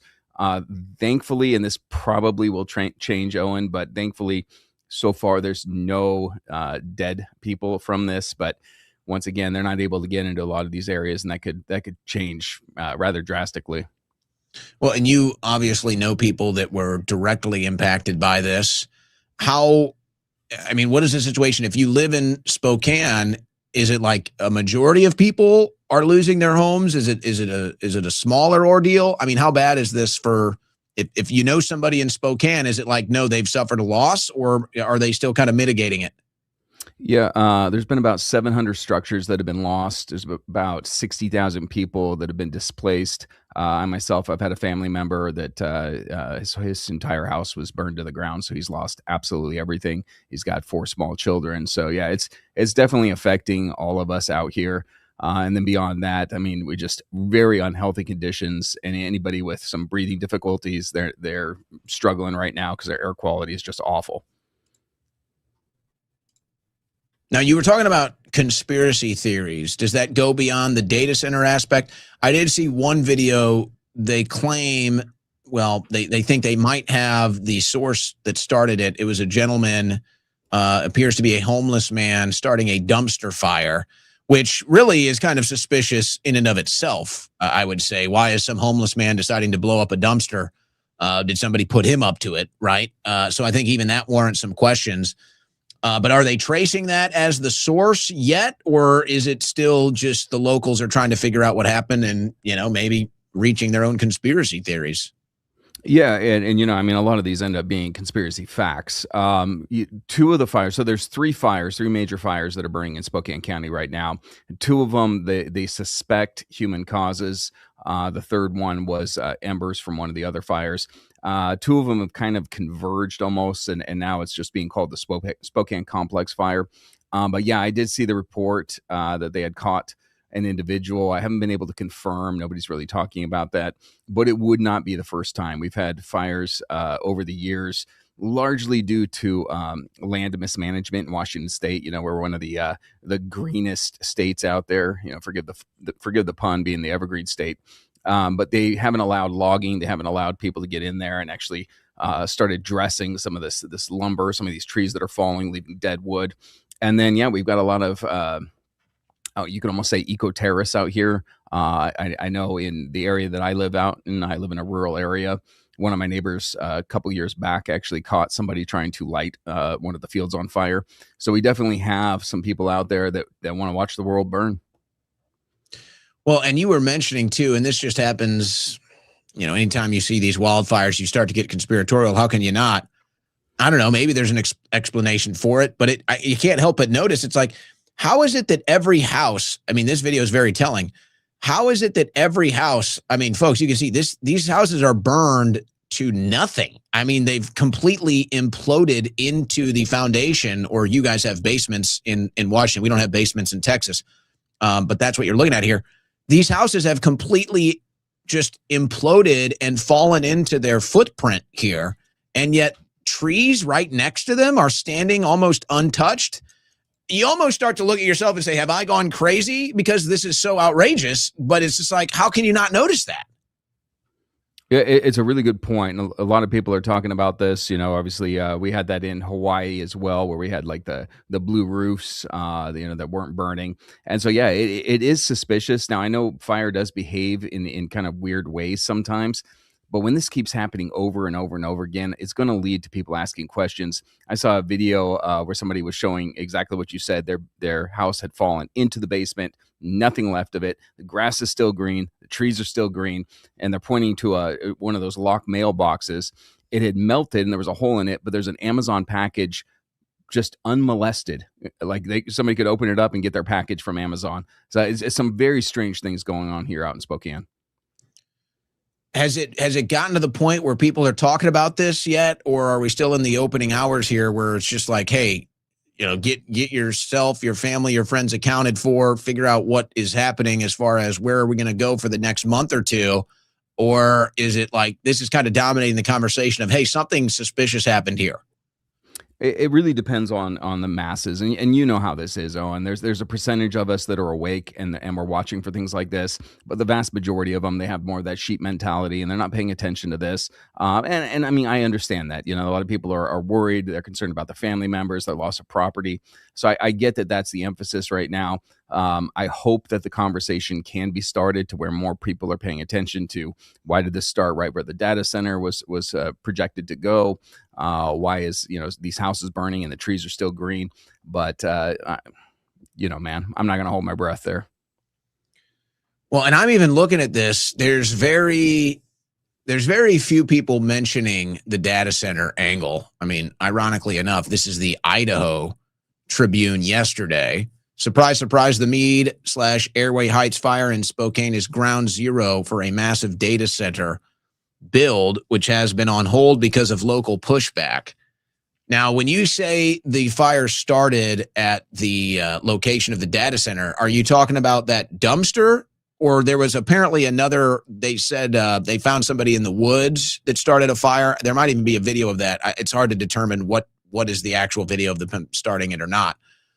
But is it like, okay, this is literally right where the data center was, like not a block or two or a mile or two away, like right there? It is a little bit of distance away. It's not like literally ground zero, but it's definitely close enough proximity that people are asking questions on that.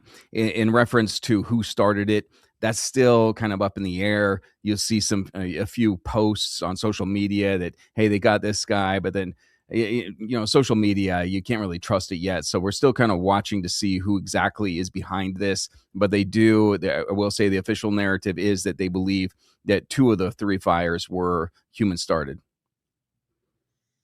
Well, and there's even been sites, and I'm looking at this right now. I'll put it up on the screen. And we know that there is already eyes on anybody that is opposing the data centers. There is, in fact, a federal operation monitoring people that oppose data centers. NoSpokaneDataCenter.com.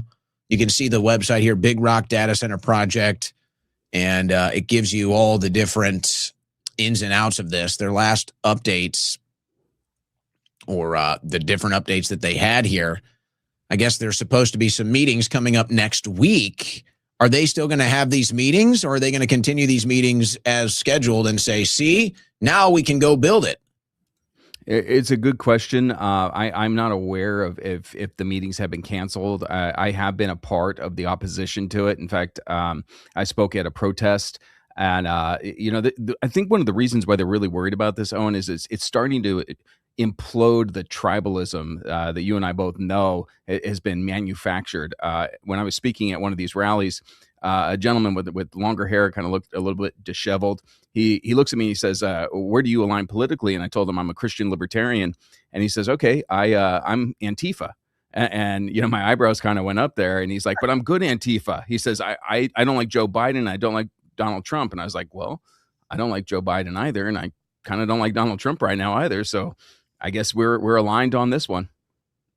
Well, there's definitely a lot of that happening. And the big tech, I think there's 2 things right now where we see the populist left and the populist right finding common ground. We don't want to see an AI surveillance state. We don't want to see any more wars in the Middle East. Now, you start to get into fiscal policy. That's where you start to kind of get into some differences, let's say, with fiscal policy. I don't know if we're ever going to reach a time, certainly not by the midterms, where you're going to see kind of a new leadership of the populist left, a new leadership of the populist right coming together and saying, all right, here's the issues we agree on. Where can we make sacrifices in the current political infrastructure to both focus on stopping the United States from becoming an AI surveillance center, or stopping the United States from becoming a piggy bank for the military industrial complex? So we are starting to see these strange bedfellows. Are you, because where I'm at with this now, and we'll kind of just transition into the politics now here with Caleb Collier, host of Church and State, dealing with these wildfires in Spokane.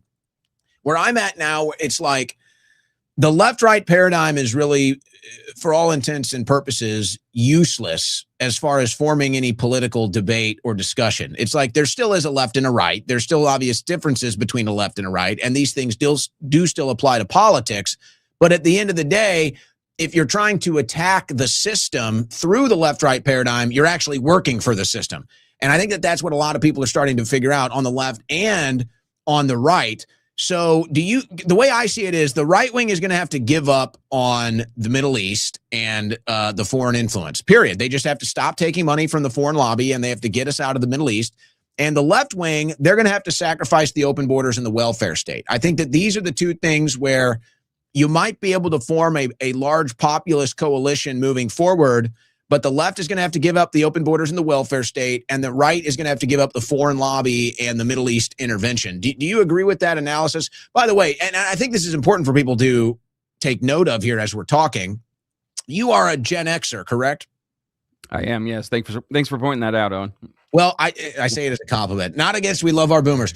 But the point is, what I'm starting to see take shape now in politics, maybe more so even on the right, is you're starting to see the Gen X political identity start to form its own. You're starting to see the millennial generation kind of start to come of age right now, too.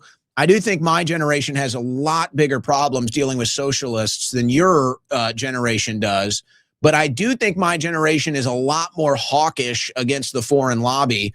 Either way, I see us kind of merging in this populist right where Gen X and millennials coming of age, and we're looking at the boomers with the big beating hearts. We love our boomers, big beating patriotic heart, but we're sitting here kind of looking at the clock, looking at the debt, looking at the Middle East and saying, guys, hey, it's like your time is up here. Trump was your last hope, and we'll see what happens. But it's like, hey, it's time to turn it over, guys. It's time to give us the shot here. Yeah, I would definitely agree wholeheartedly with your assessment of where we're at politically. The right definitely needs to get rid of the warfare state mentality, and the left needs to get rid of the welfare state mentality. And we could come together if we recognize the fact that this tribalism that they've built, where my Democrat neighbor is my enemy, is false. It's a false paradigm. It's a false narrative, and we really need to be looking at that top elite that is actually pulling the strings against us and our American interests.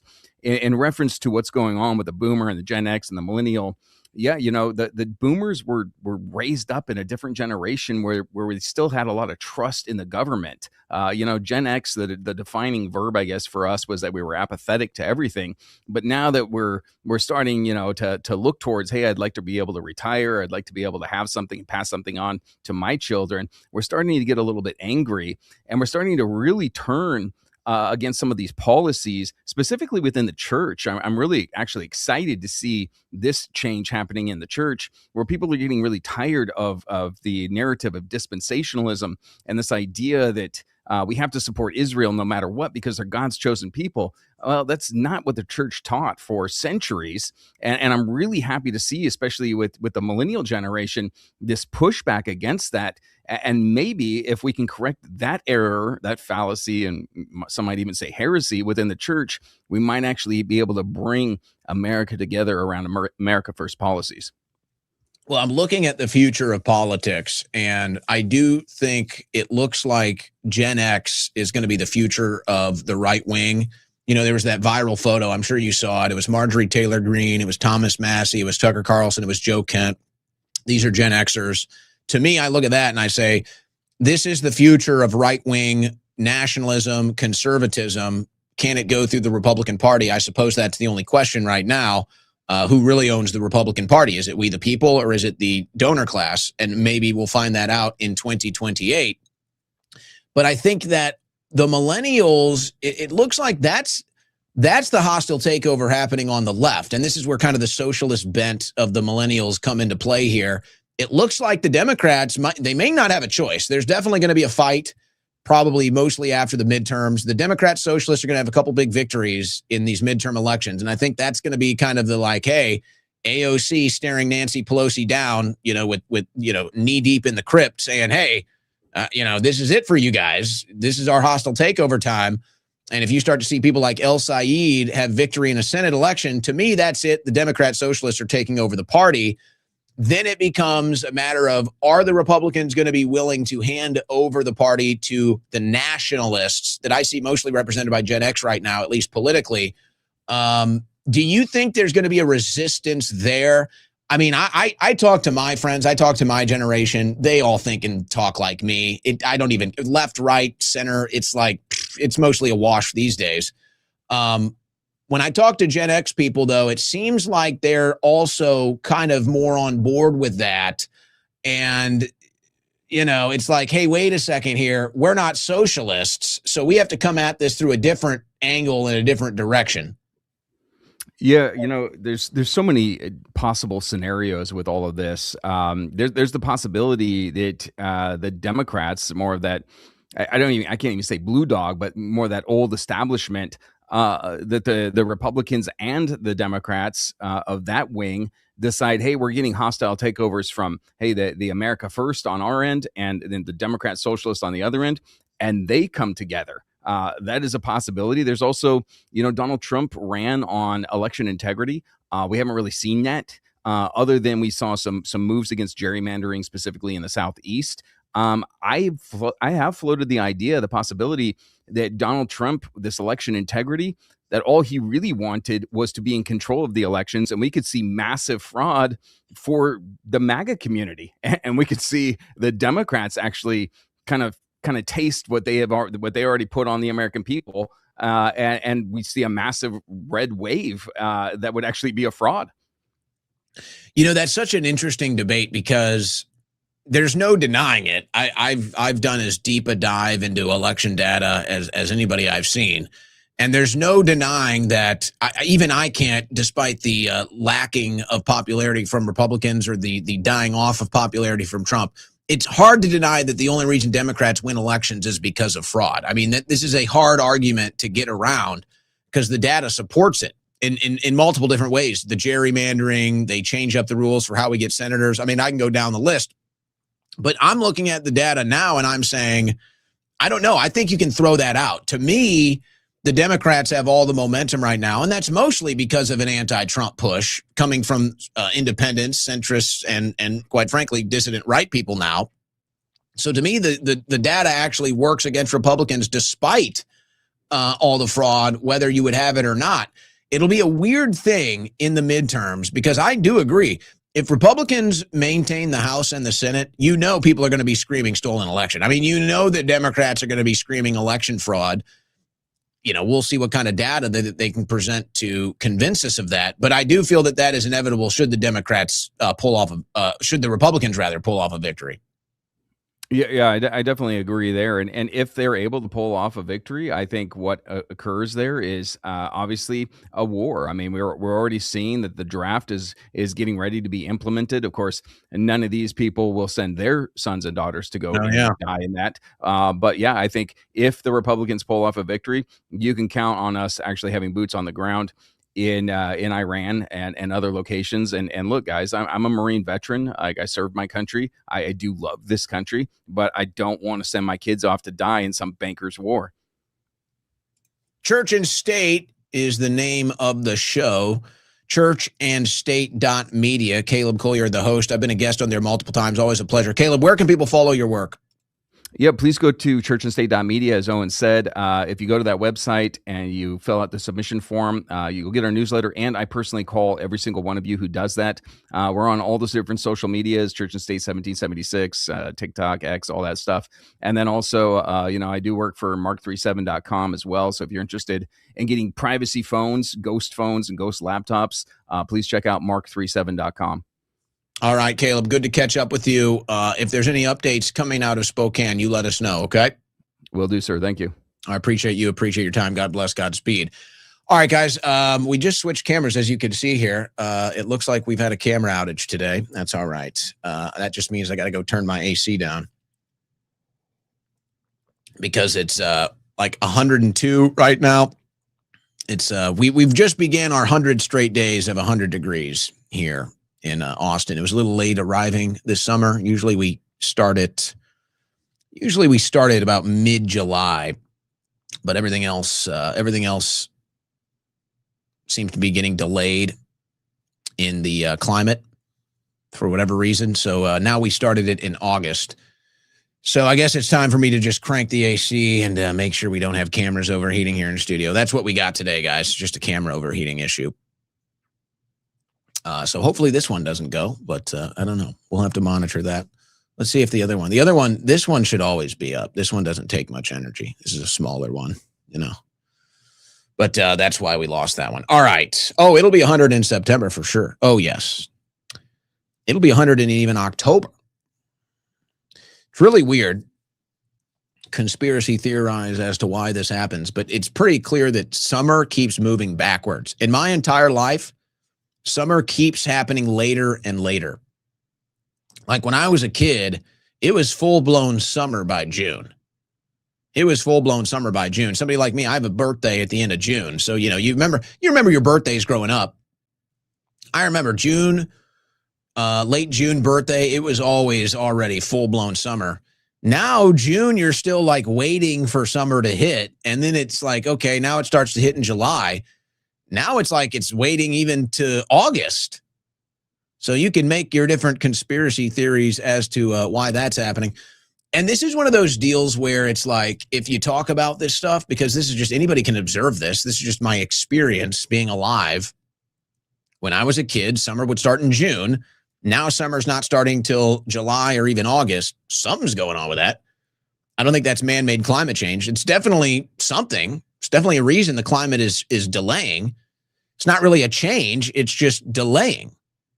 So I would say of my almost 40 years now on planet Earth, good Lord, It's kind of an undeniable phenomenon that summer starts later. Why would that be? I don't know. I've got my theories, but it's undeniably the truth. But we're there now, so I just have to adjust. That just means we have to run the AC in the studio at a much higher capacity to stop the cameras from turning off. So that's fun. That's always fun. All right, let's cover the rest of the news. We've got we still got a ton of news here. And we need to get to our super chat. So let's go. Over 50K federal employees and their $2 billion in salaries eliminated under Trump in 2025. Now, this is definitely what people voted for, and I support this as well. But here's the problem. And it does end up being a one or the other. It should be neither. Quite frankly, it should be neither. But it does end up being one or the other because this is how it's going to be presented, and this is how Democrats are already presenting it. If Trump was firing these people and then actually cleaning up the budget, if Trump was firing these people and then actually cutting into the debt, then this would be a victory. Trump is taking $2 billion away from Americans in salaries and giving it to the foreign lobby. That's the problem. So Trump isn't cutting the debt. Trump isn't cutting the deficit. Trump isn't getting into efficient spending. He's just redirecting all the spending into the foreign lobby's desires and wishes, mostly war. So if Trump cut $2 billion in salaries and that was it, and we cut into the debt and the deficit, then that'd be a huge victory. But instead, Trump just undercuts 50,000 Americans and says, sorry, 50,000 Americans, we're taking your salary and we're giving it to the interest of the foreign lobby. And that is ridiculous. So firing federal employees, cutting the federal government, I'm all for that. Keep doing it until it's gone, as far as I'm concerned. Just abolish the entire federal government if you're asking me.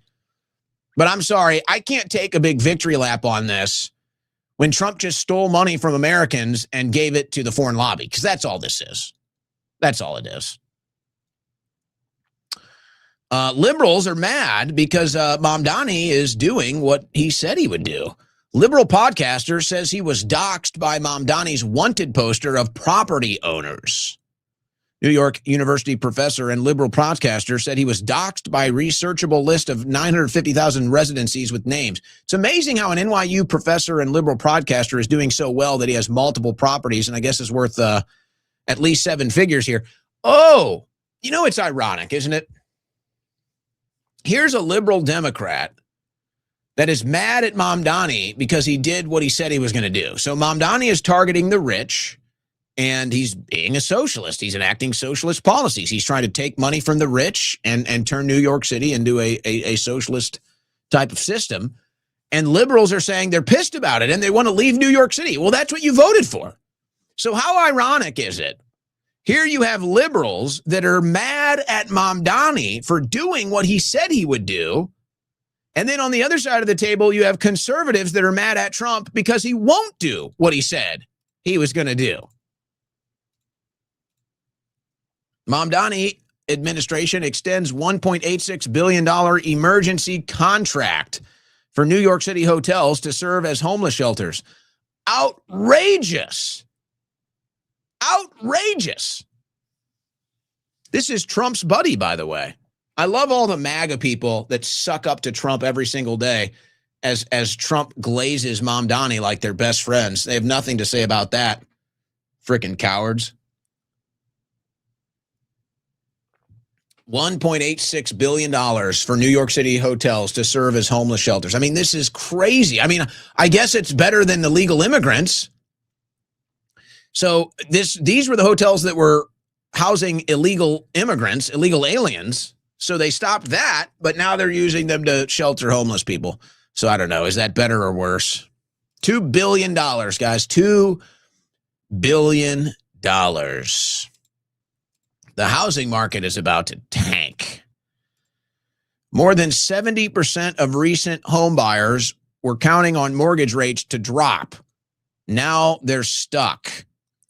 As the average 30-year mortgage rate hovers above 6.5%, refinancing isn't an option for many homeowners. Now, by the way, this is what they tell you if you try to get into the housing market when rates are bad like this. They say, oh, you just refinance. So that's where this is coming from. Many people purchased a home at a mortgage rate they couldn't really afford. Maybe they could kind of eke by. And the assumption was, hey, we'll be able to refinance, bring that monthly payment down when we get a lower interest rate. But the lower interest rates aren't coming. They keep going up.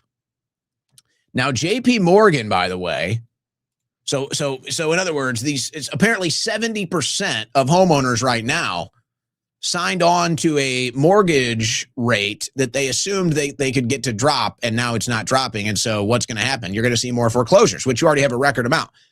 I'm pretty sure it was JP Morgan Chase. Let me look this up.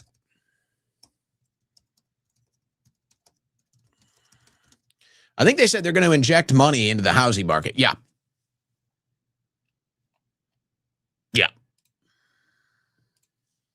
JP Morgan aims to funnel $750 billion into housing through 2035. That's what they announced today in a push to increase supply and support home ownership in the U.S.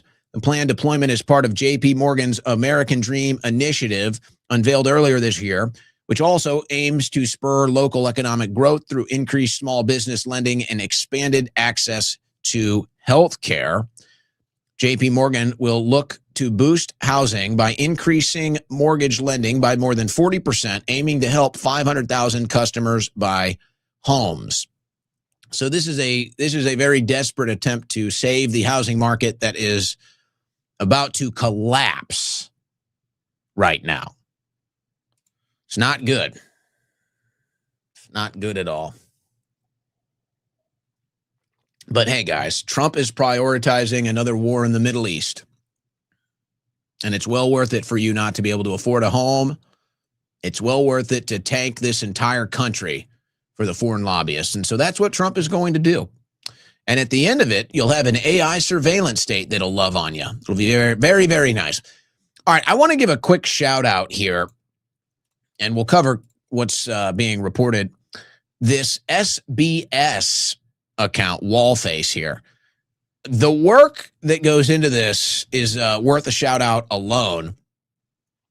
SBS goes and documents all of these, what people assume, a pretty safe assumption, what people assume to be paid for social media accounts. So here's an example. Ayal Jacoby made 2,200 posts about Candace Owens since 2025. 393 posts in December alone. That's one every 2 hours all month. And he documents every single post. So this is every single Ayal Jacoby post about Candace Owens in the last 2 years. Over 2,200. Now, how is that even possible? Nobody has that obsession organically. There's no way. So everybody just assumes these are bought and paid for posts. And many of them are essentially the same thing, as you can see in these images. It's like copy, paste, copy, paste, copy, paste. But Village Crazy Lady Mel here points out, despite Jacoby posting 2,200 times about Candace Owens, he has only made 2 posts about Milat Kiros. Now, who is Kiros? Kiros is essentially the woman out in Los Angeles that they stole the election for Spencer Pratt for. So Spencer Pratt was supposed to advance into the runoff election with Bass, and instead Kiros comes in and they give it to Kiros, and now Spencer Pratt, he's booted. So it looks like a total con job. And it's not just Jacoby doing this, by the way. It's Laura Loomer. I mean, you name it. Everybody knows these bought and paid for posts that appear to run on these accounts 24/7. Now, SBS here is probably the place to go. I mean, you can see it right here, guys. This guy's research into this is unmatched. Quite frankly, I'm not even sure if there's really anybody else in the arena with him. Here's another one. Jacoby made 2,093 posts about Tucker Carlson in 14 months. So they're all posting about Candace. They're all posting about Tucker Carlson. They're all posting about Nigeria. And it's funny, though, because they'll post about that stuff all day long, but they don't post about actual domestic issues or actual leftist or communists. So you tell me, why would these accounts that are all on the pro-Israel cause, why would these accounts, mostly with individuals who have been pictured with Benjamin Netanyahu, why would they all spend most of their time attacking Tucker Carlson or Candace Owens or Thomas Massey instead of liberals and communists and socialists and Democrats? Why would that be? Why would these accounts be running anti-Tucker, anti-Candace, anti-Massey propaganda 24/7 instead of attacking socialists and communists and Democrats all day long? Why is that? Certainly odd. Makes you wonder, maybe. Makes you wonder. They all also support the surveillance state, by the way. Is that more bought and paid for social media post? Who's standing in the way again? It's Thomas Massey. New Massey bill aims to block federal funds from cities and police that use controversial flock cameras. How about that? Thomas Massey fighting against the AI surveillance state. Thomas Massey just keeps being a real one. Lauren Boebert stepping up to the table, though. She's a real one, too. This is what she had to say in front of the Capitol about flock cameras. They're scanning our faces in public places, at protests, even at our children's schools. The government is building secret databases they can go through anytime that they feel like it. They're blanketing our neighborhoods with flock cameras, and every single one of you should be saying, "What the flock?" I mean, this is an absolute egregious reach on our Fourth Amendment rights. They're creating a digital footprint of your entire life without a single warrant or even probable cause. Your morning commute to work, it's tracked. Dropping off your kids at their soccer practice, that's logged. Visiting a church or a gun range, recorded forever in a government accessible database. Yeah, what the flock? What the flock to all of the so-called conservative patriots that support the AI surveillance state? You guys are pathetic scum. Frauds and sellouts. No patriots you are. You're no patriots. You're no conservatives. You're nothing but frauds and sellouts. And we will remember. We will remember those that sold out and those that didn't. We will. We will. Your time is short. It's just like all the people that thought they could get away with shoving the injections and the masks and the COVID tyranny in our face. They thought they could get away with that. No, we remember. We remember. We remember. And I guess, I mean, guys, they're taking these things down in broad daylight. Look at this guy. Oh, boy, they'll ding me for that. Great. Thanks a lot. Hopefully I cut that sound off before they ding me for it. So this is broad daylight San Francisco. This guy has scaled a light post. It's the middle of the day. Middle of the day, busy intersection, scales the light post and chops up a flock camera. Yeah, needless to say, these things are not popular. And nobody complains, by the way. Nobody complains. This is a funnier rendition. I don't even know what to say about this guy. This guy takes the anti-flock stunt to a whole nother level. Watch this. Oh, shoot. The cops are here. We're doing a little a malware update. Malware update? Yeah. Nothing too extreme. You can come take a look if you want. You can trust me.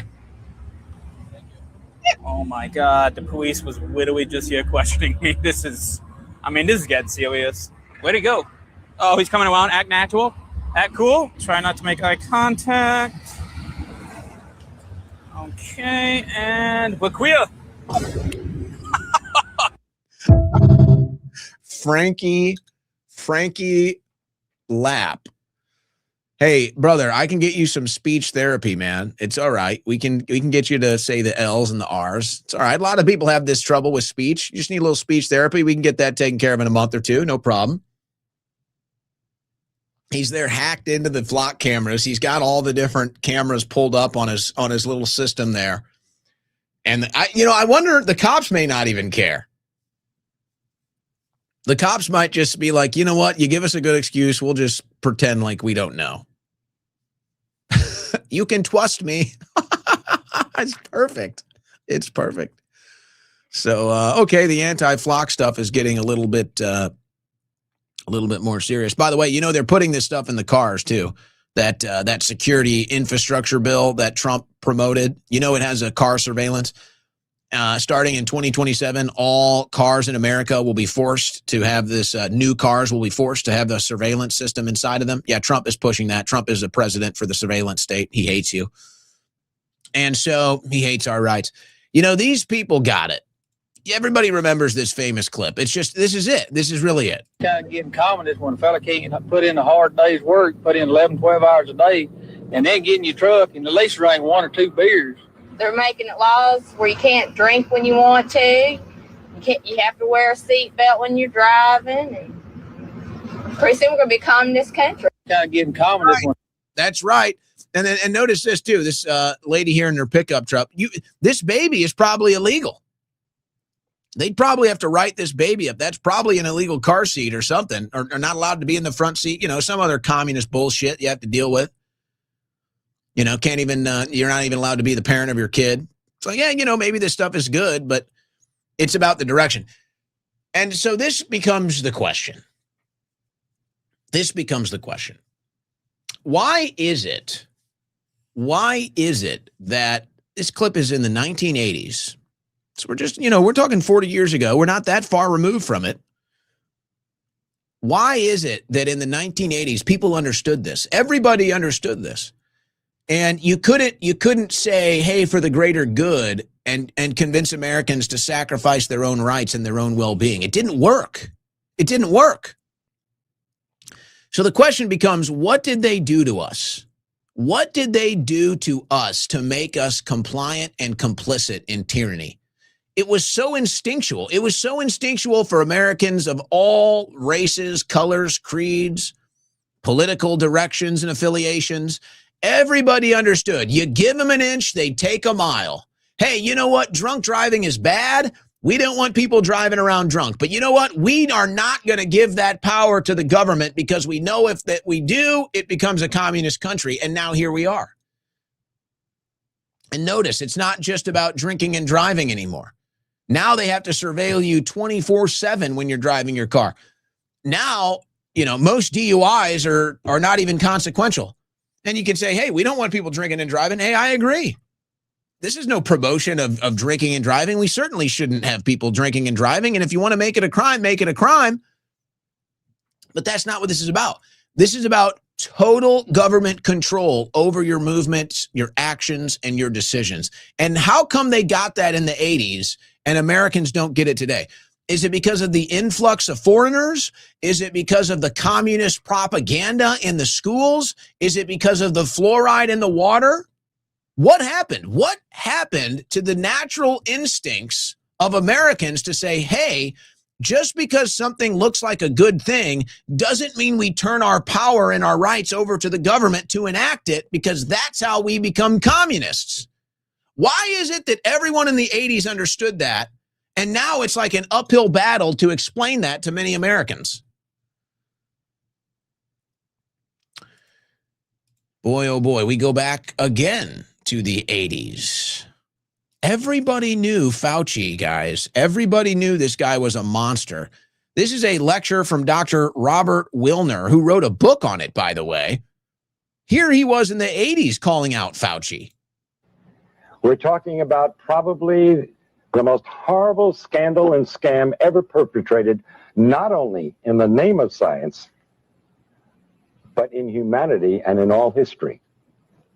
The great lie of Hitler. It's amazing. I think he would envy the job being done by members of the National Institutes of Health and even the media, especially in this country. And I will put the lie to the individuals of the NIH, particularly Gallo and Fauci and Hazeltine and Essex, and the rest of these scoundrels of the worst order.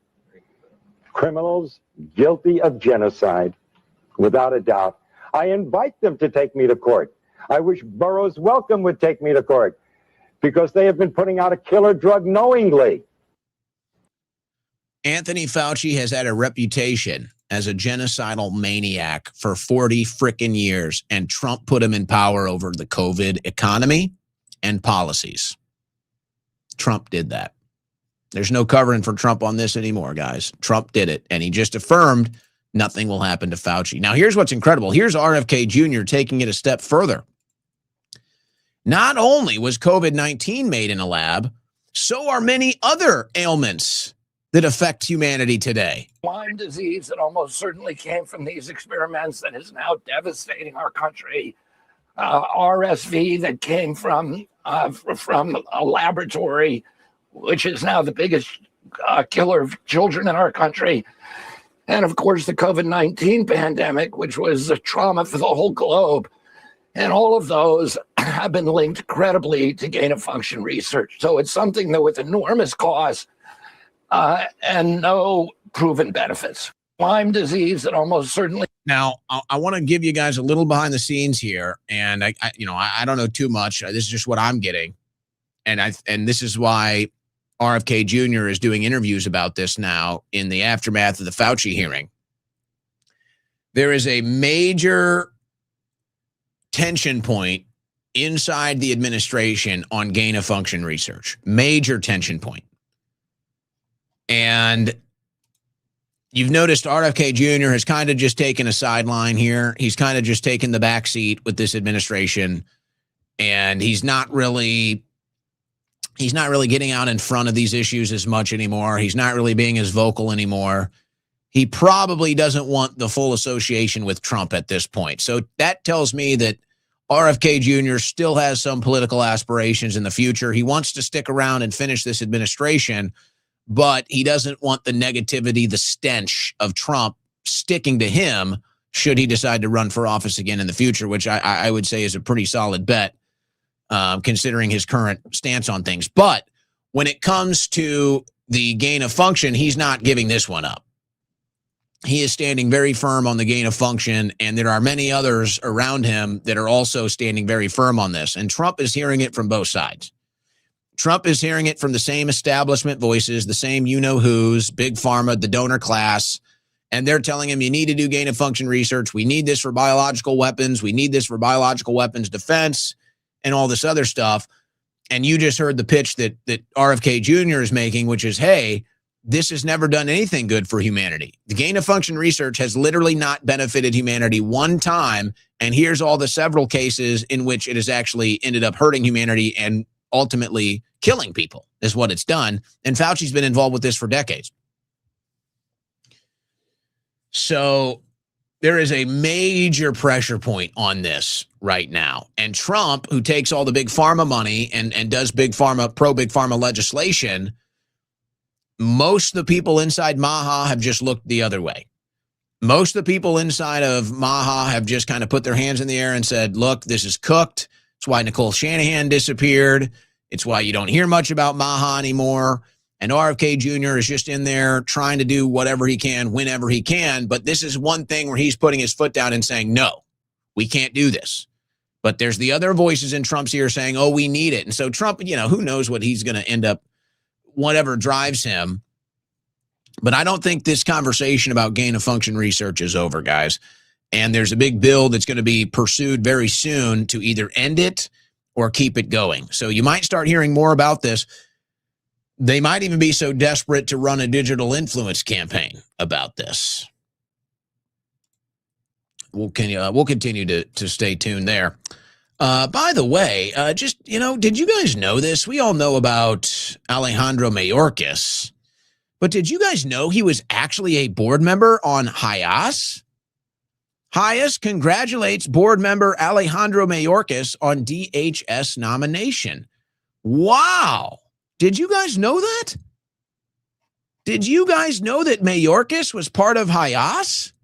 You know, the non-government organization that helped with the open border invasion. Did you guys know that? Isn't that amazing? Who we are. Who is Hamas? Drawing on our Jewish values and history, Hamas stands for a world in which refugees find welcome, safety, and opportunity. Mayorkas was a board member, and then he facilitated the largest land invasion in the history of the United States, and he has not faced prosecution for it. Isn't that amazing? Wow, the more you know. And why is it that AI is so selective? You keep seeing this, guys. So AI was asked to make an image that says F Russia. It makes the image. AI was asked to make an image that says F Iran. AI made the image. AI was asked to make an image F Qatar. AI made the image. And then AI was asked to make an image that says F Israel. And AI said, sorry, I'm not allowed to do that. Boy, isn't that interesting? And you can do it F the United States. Literally F anything and everything else except Israel. Isn't that amazing? Sure is. You know what else is amazing? Sophie Cunningham. She is just overall amazing, isn't she, guys? But the irony here, so Sophie Cunningham is, I wouldn't say she's on some massive push. It's like you say one thing and they try to make it your identity, but she's standing up for girls' sports. And now they're filling arenas everywhere the Indiana Fever go. They're filling arenas. It used to be for Caitlin Clark. Now it's for Sophie Cunningham, mostly because they want to boo her. And I got to say, it's pretty funny. It's like, she's not the biggest scorer, really. She's not the biggest offensive player as far as scoring is concerned or running the offense, but she gets her opportunity. She's a pretty good shooter. And so she gets the ball. She's standing at the perimeter. She gets the ball. Boo! Everybody starts booing, and then she hits a three-point shot. She puts the L up. It's kind of entertaining for a sport that lacks athletic ability. It's getting a little entertaining. You gotta laugh. Women booing women for standing up for women's rights. That's where they're at. That's where they're at, and it's so strange. It's like the whole thing is controversial. It's like, oh my gosh, my God. Sophie Cunningham says girls' sports should only be for girls. We analyze this controversial, bigoted statement at 9. It's like, how is that controversial? How is that bigoted? What in the hell? And by the way, boys are still beating girls at girls' sports. So despite what Trump and MAGA is telling you, that's a total lie. Here's another one. The boy, one of the girls, actually, this is one of the girls that was part of that viral video. They were sitting courtside. One of the girls, the reason why she got involved in the pro-women's sports movement is because she lost to a guy. She came second place to a male competing against females. Sawyer Sammy DeSalvo, this is from hecheated.org. He has been cheating in 4 different sports: girls, track and field, cross country, skiing, and mountain biking. He's been in 72 girls events and has stolen a top 3 place from a female athlete in 47 of them. He didn't participate in high school sports his freshman year, then swooped in again for just 2 races at the end of the season for his sophomore year in cross country, just so he could compete at the league championship, where he placed second in the girls race. We are so done with this nonsense. And more people looked into this. Was racing against boys in junior high school, couldn't win, started racing against girls, started winning, for whatever reason, stopped freshman year in high school, came back competing against girls and won. I mean, it's just ridiculous, guys. I mean, you take one look here and you can see one of these is a man, okay? It's like you just take one look here and 3 of these athletes are built like women and one of them is built like a man. So this stuff is still happening. MAGA loves to take this victory lap. We got boys out of girls' sports. No, you didn't. No, you didn't. All right. I don't think I want to get into the latest craziness with the Tyler Robbins and Charlie Kirk thing. I don't think I want to do it today. But weird things are being said. And people connected to Turning Point are suggesting that Mossad should take care of Candace Owens and Tucker Carlson. You know what? Actually, you know what? No. I will do it. I said, you know what? I said it. I already said no, QT time is over. So you know what? I'll go ahead and do it. I'll go ahead and play the clip because there's a question asked here and I'll actually answer the question. So what motive would Israel have to kill Charlie? And if Israel did kill him, why haven't they killed prominent commentators like Candace and Tucker Carlson who are very hostile to Israel? Why? Because they can't? Yeah, Mossad could do so, I would think. Boy, that's an interesting thing to say in a 20-second clip, isn't it? You thought that was a smart thing to say, huh? If you're saying that they killed Charlie, why can't they kill other people who are far, far, far more hostile to Israel than Charlie or anybody else like him ever was? Now, let's assume that Frank is asking this question in good faith, and maybe he doesn't really understand the dynamic at play here. So I'll go ahead and answer the question. And by the way, I'm not making any accusations. Just to be clear, I'm not making any accusations. I'm not reaching any conclusions right here. I'm just going to answer your question. So I'm not telling you who did or didn't do it. Okay, let's just be clear. I'm not telling you who did or who didn't, but I will answer the question. Why would Charlie Kirk be a target and not Tucker or Candace? Well, Frank, you have to understand how mafias work. You have to understand how corrupt groups work. And it's very clear at this point, I'd say beyond a reasonable doubt. Now, whether this leads you to reach any conclusions about his assassination is a different story. But I'd say it's pretty clear at this point that Turning Point USA, the entire intention, the entire purpose was to keep young right-wing conservatives on the pro-Israel side. That's what the whole thing was about. The entire purpose behind starting Turning Point USA and then putting Charlie Kirk as the front of it, the face of it, the man in the arena, it was to keep right-wing, young right-wing conservatives, young right-wing men on the pro-Israel side. And so the major pro-Israel donors that funded TPUSA and made Charlie Kirk richer than any of us will ever be, living in mansions, flying around on private jets, top-level security everywhere he goes, made him rich and famous. This is how they view it. So the very people that made him rich and famous did this so that they could keep his organization on the specific cause that they were funding it and that they started it for. So once Charlie went a different direction, and once Charlie, in their view, took their money and then betrayed them, that's why he would be targeted. So there you go. You ask the question, I give you the answer. I'm not telling you I believe that. I'm not telling you what to believe. I'm not reaching any conclusions, but you want to ask the question, I'll give you the answer. And it's really not that confusing, actually. And that's how mafias work, by the way.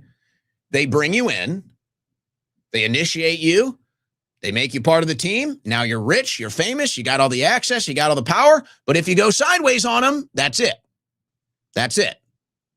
So yeah, if you haven't signed that deal, if you never joined their club, then yeah, you're still on the outside, and they even have rules about this stuff. So yeah, they don't go after you. Plus, it might be a little too obvious if they did. But that's just the answer to Frank's question. That's not me reaching any conclusions. Just to be clear, just asking a question that he, I'm sure, asked in good faith.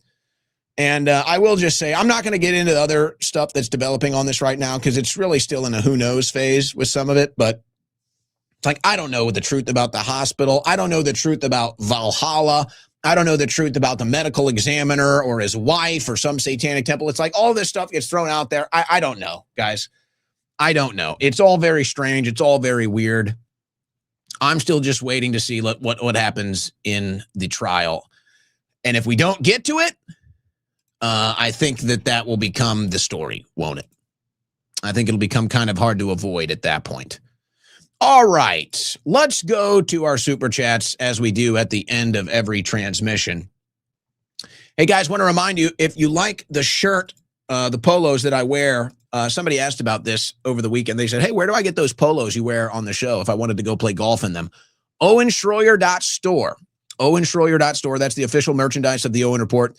And there's other links available there, too, if you want to support the show. I don't really talk about it too much.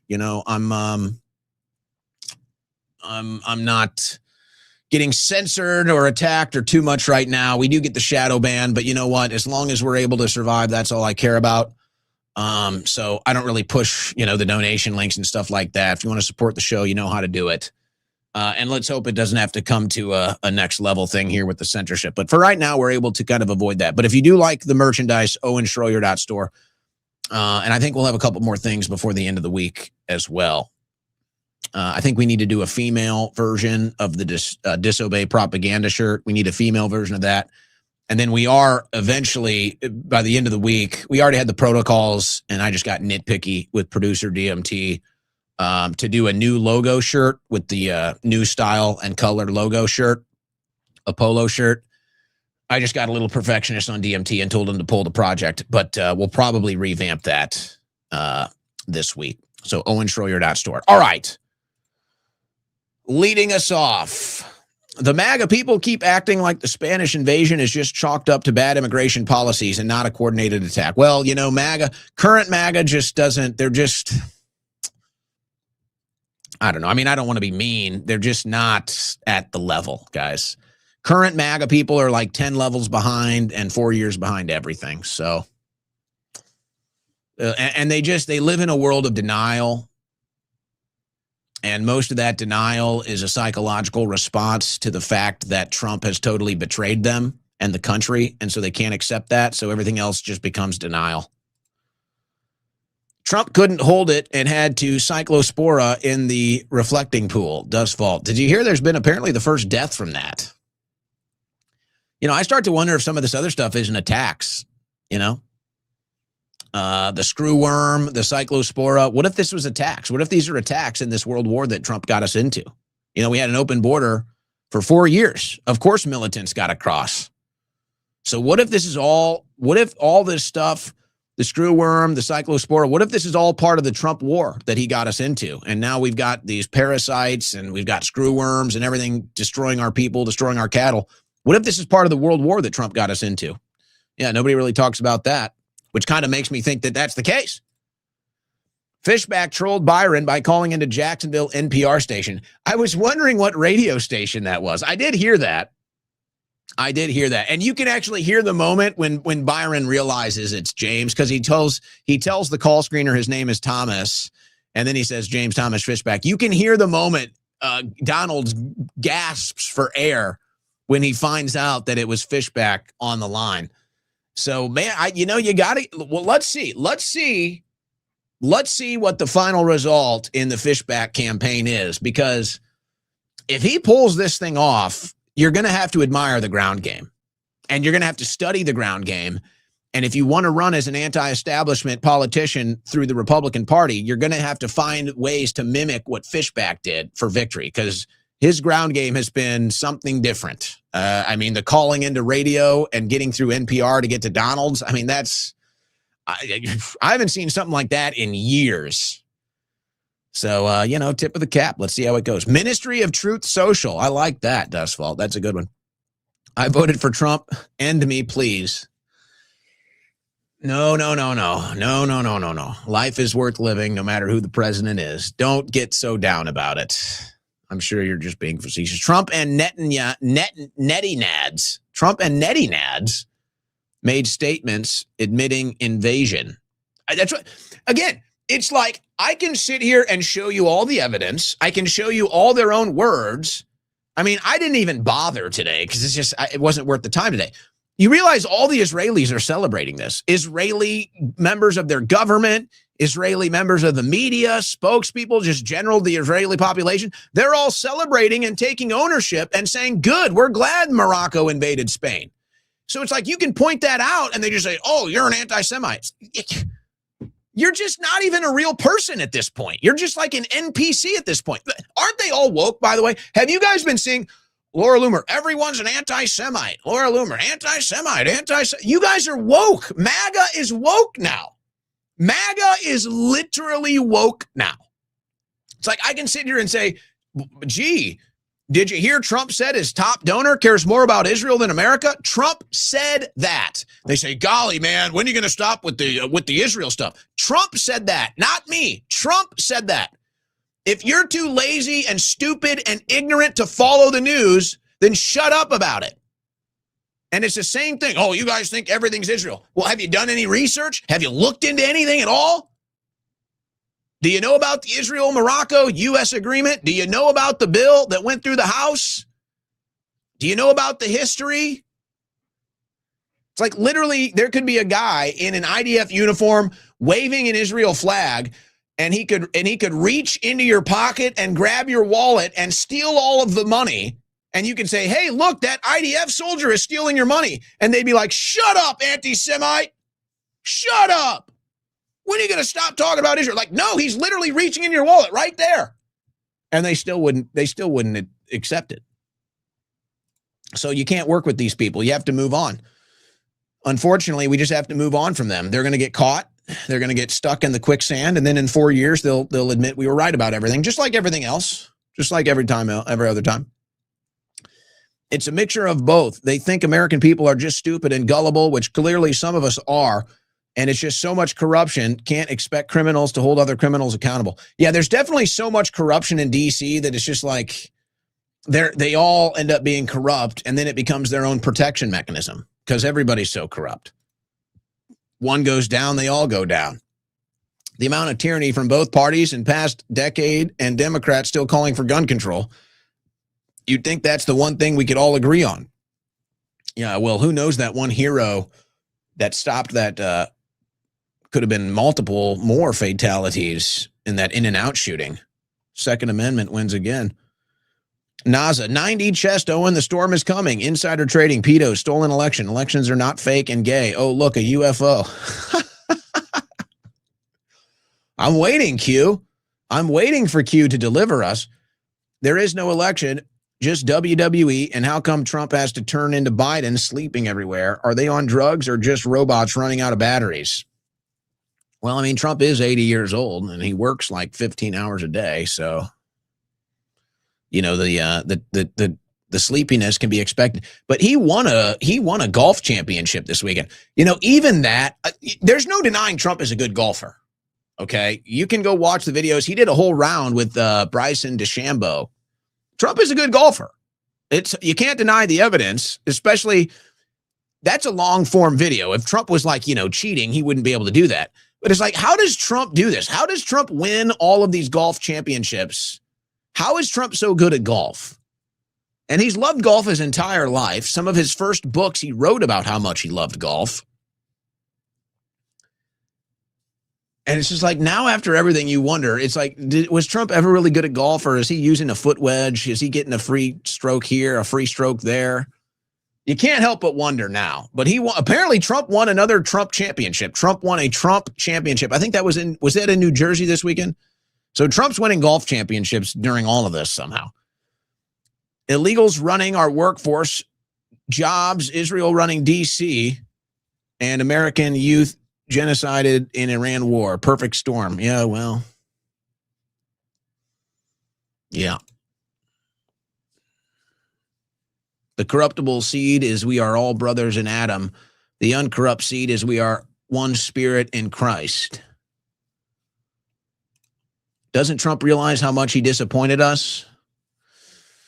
Well, the voices that used to tell him are all being removed from the picture, and I think he's just starting to resent people. Trump is just starting to resent anybody that won't lick his buttocks. Trump is just starting to resent anybody that won't kiss his derriere. He really is completely compelled by this Messiah complex, guys. It's beyond his normal ego. Boo-hoo, I hope the Democrats destroy the GOP and lock them all up. Only way to move forward is with a new party. The current GOP is worthless at best and detrimental at worst. Yeah, it's hard for me to convince anybody. I wouldn't convince anybody to vote Republicans. Again, the only thing they have right now is, hey, we're not Democrats. It's like, dude, they don't do it for us. Antwerp Diamond's early life. Yeah, I know they have one guy on there named Epstein. I think it was like Ari Epstein, and then in the U.S. factor, they're all Goldbergs. The deportation stopped when the American polls started resembling Spain. They're letting Mamdani destroy NYC for Israel. Well, I don't know about that. We'll see what happens with Mamdani. I don't know if you could say he's destroyed New York. We'll see how his policies work out. I don't know. I don't really see that. I don't see that connection. The Jewish population in New York City that worked with Mamdani, they're all anti-Zionist. So I don't know. I don't really see that one. It's disgusting that Trump is trying to frame somebody and have them locked up and their lives ruined just because he doesn't want to take responsibility for rushing repairs on a reflecting pool. Yeah, that's what I'm saying. That's the realization, guys. Trump would gladly throw an innocent man in jail and have him suffer and ruin his life for Trump's own ego. That's where Trump is at, guys. Trump will literally watch and engage in innocent people being locked up for his own agenda. It's disgusting. That's why it's like this thing is now so evil. Look, there's only so many ways I can sell it or tell it. It's getting bad, guys. I mean, I'm telling you, it is getting bad in D.C. And even the biggest yes men and women around Trump are starting to kind of look around their shoulders like, all right, this is a little much. It actually reminds me, I can't help with the movie analogies. I can't help.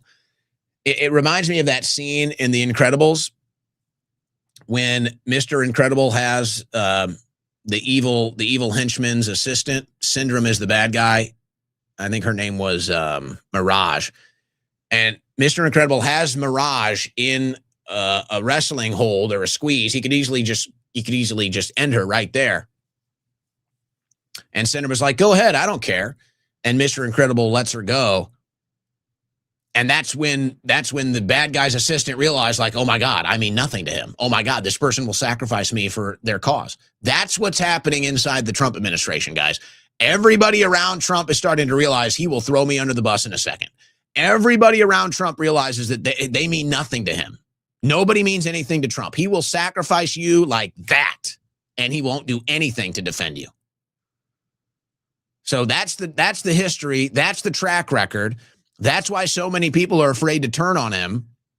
But this is what's happening in D.C. And that's why I'm keeping my eye on this Jeanine Pirro story, guys, because I'm telling you, that's monstrous. That is pure evil. Trump is turned over to pure evil when you're willing to do that. Happy Monday, Owen. Another wild week ahead. I don't know if it'll be as wild as last week, but certainly a fun day for news and politics. Start the week. They brought in firefighters that worked on the Palisades fire because they have experience with these types of fires. Well, pine nuts. Well, I don't know. That's one conspiracy theory there. Spokane said no to data centers. Owen, just saying. Yeah, we covered that with our guest. Very strange. I'm in Seattle now, completely covered in smoke. By the way, F the mayor of Seattle, Katie Wilson. Thank you for getting that one in there. Michael Ivan was right about global war on energy. I'm assuming you mean Michael Yan. I reached out to Michael to come on the show. He said he wanted to come on the show, but didn't respond to my message. Deport Frank Turek. Deport those glasses. What's up with that? Anybody that wears glasses like that, you got to wonder. The Farm Girl, no joke. The CDC left me a voice message today asking if I had my 6 to 7-year-old children in the house and their vax statuses. Something is coming down the pipe. Really? That's strange. Haven't heard that. Ukraine took a run at Tucker in Russia. Well, we know the federal government might want to take a run at Tucker. Jay Williams, what are your thoughts on MJ? Do you think he was bumped off like Kirk and others? Assuming you're talking about Michael Jackson.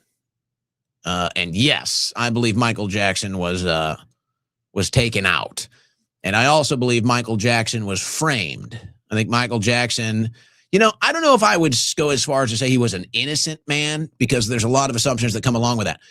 I believe the allegations against Michael Jackson were fake. I believe the entire criminal conspiracy against Michael Jackson was fake because of the things that he was saying and putting into his songs. And anybody that knows about Michael and his politics and his music knows exactly what I'm talking about. And I believe ultimately Michael Jackson was taken out. Yes, absolutely. Good friends with Rabbi Shmuley. Sam White, got any more of that MAGA? No, there's no more MAGA left, bro. MAGA has been expired for at least a year now.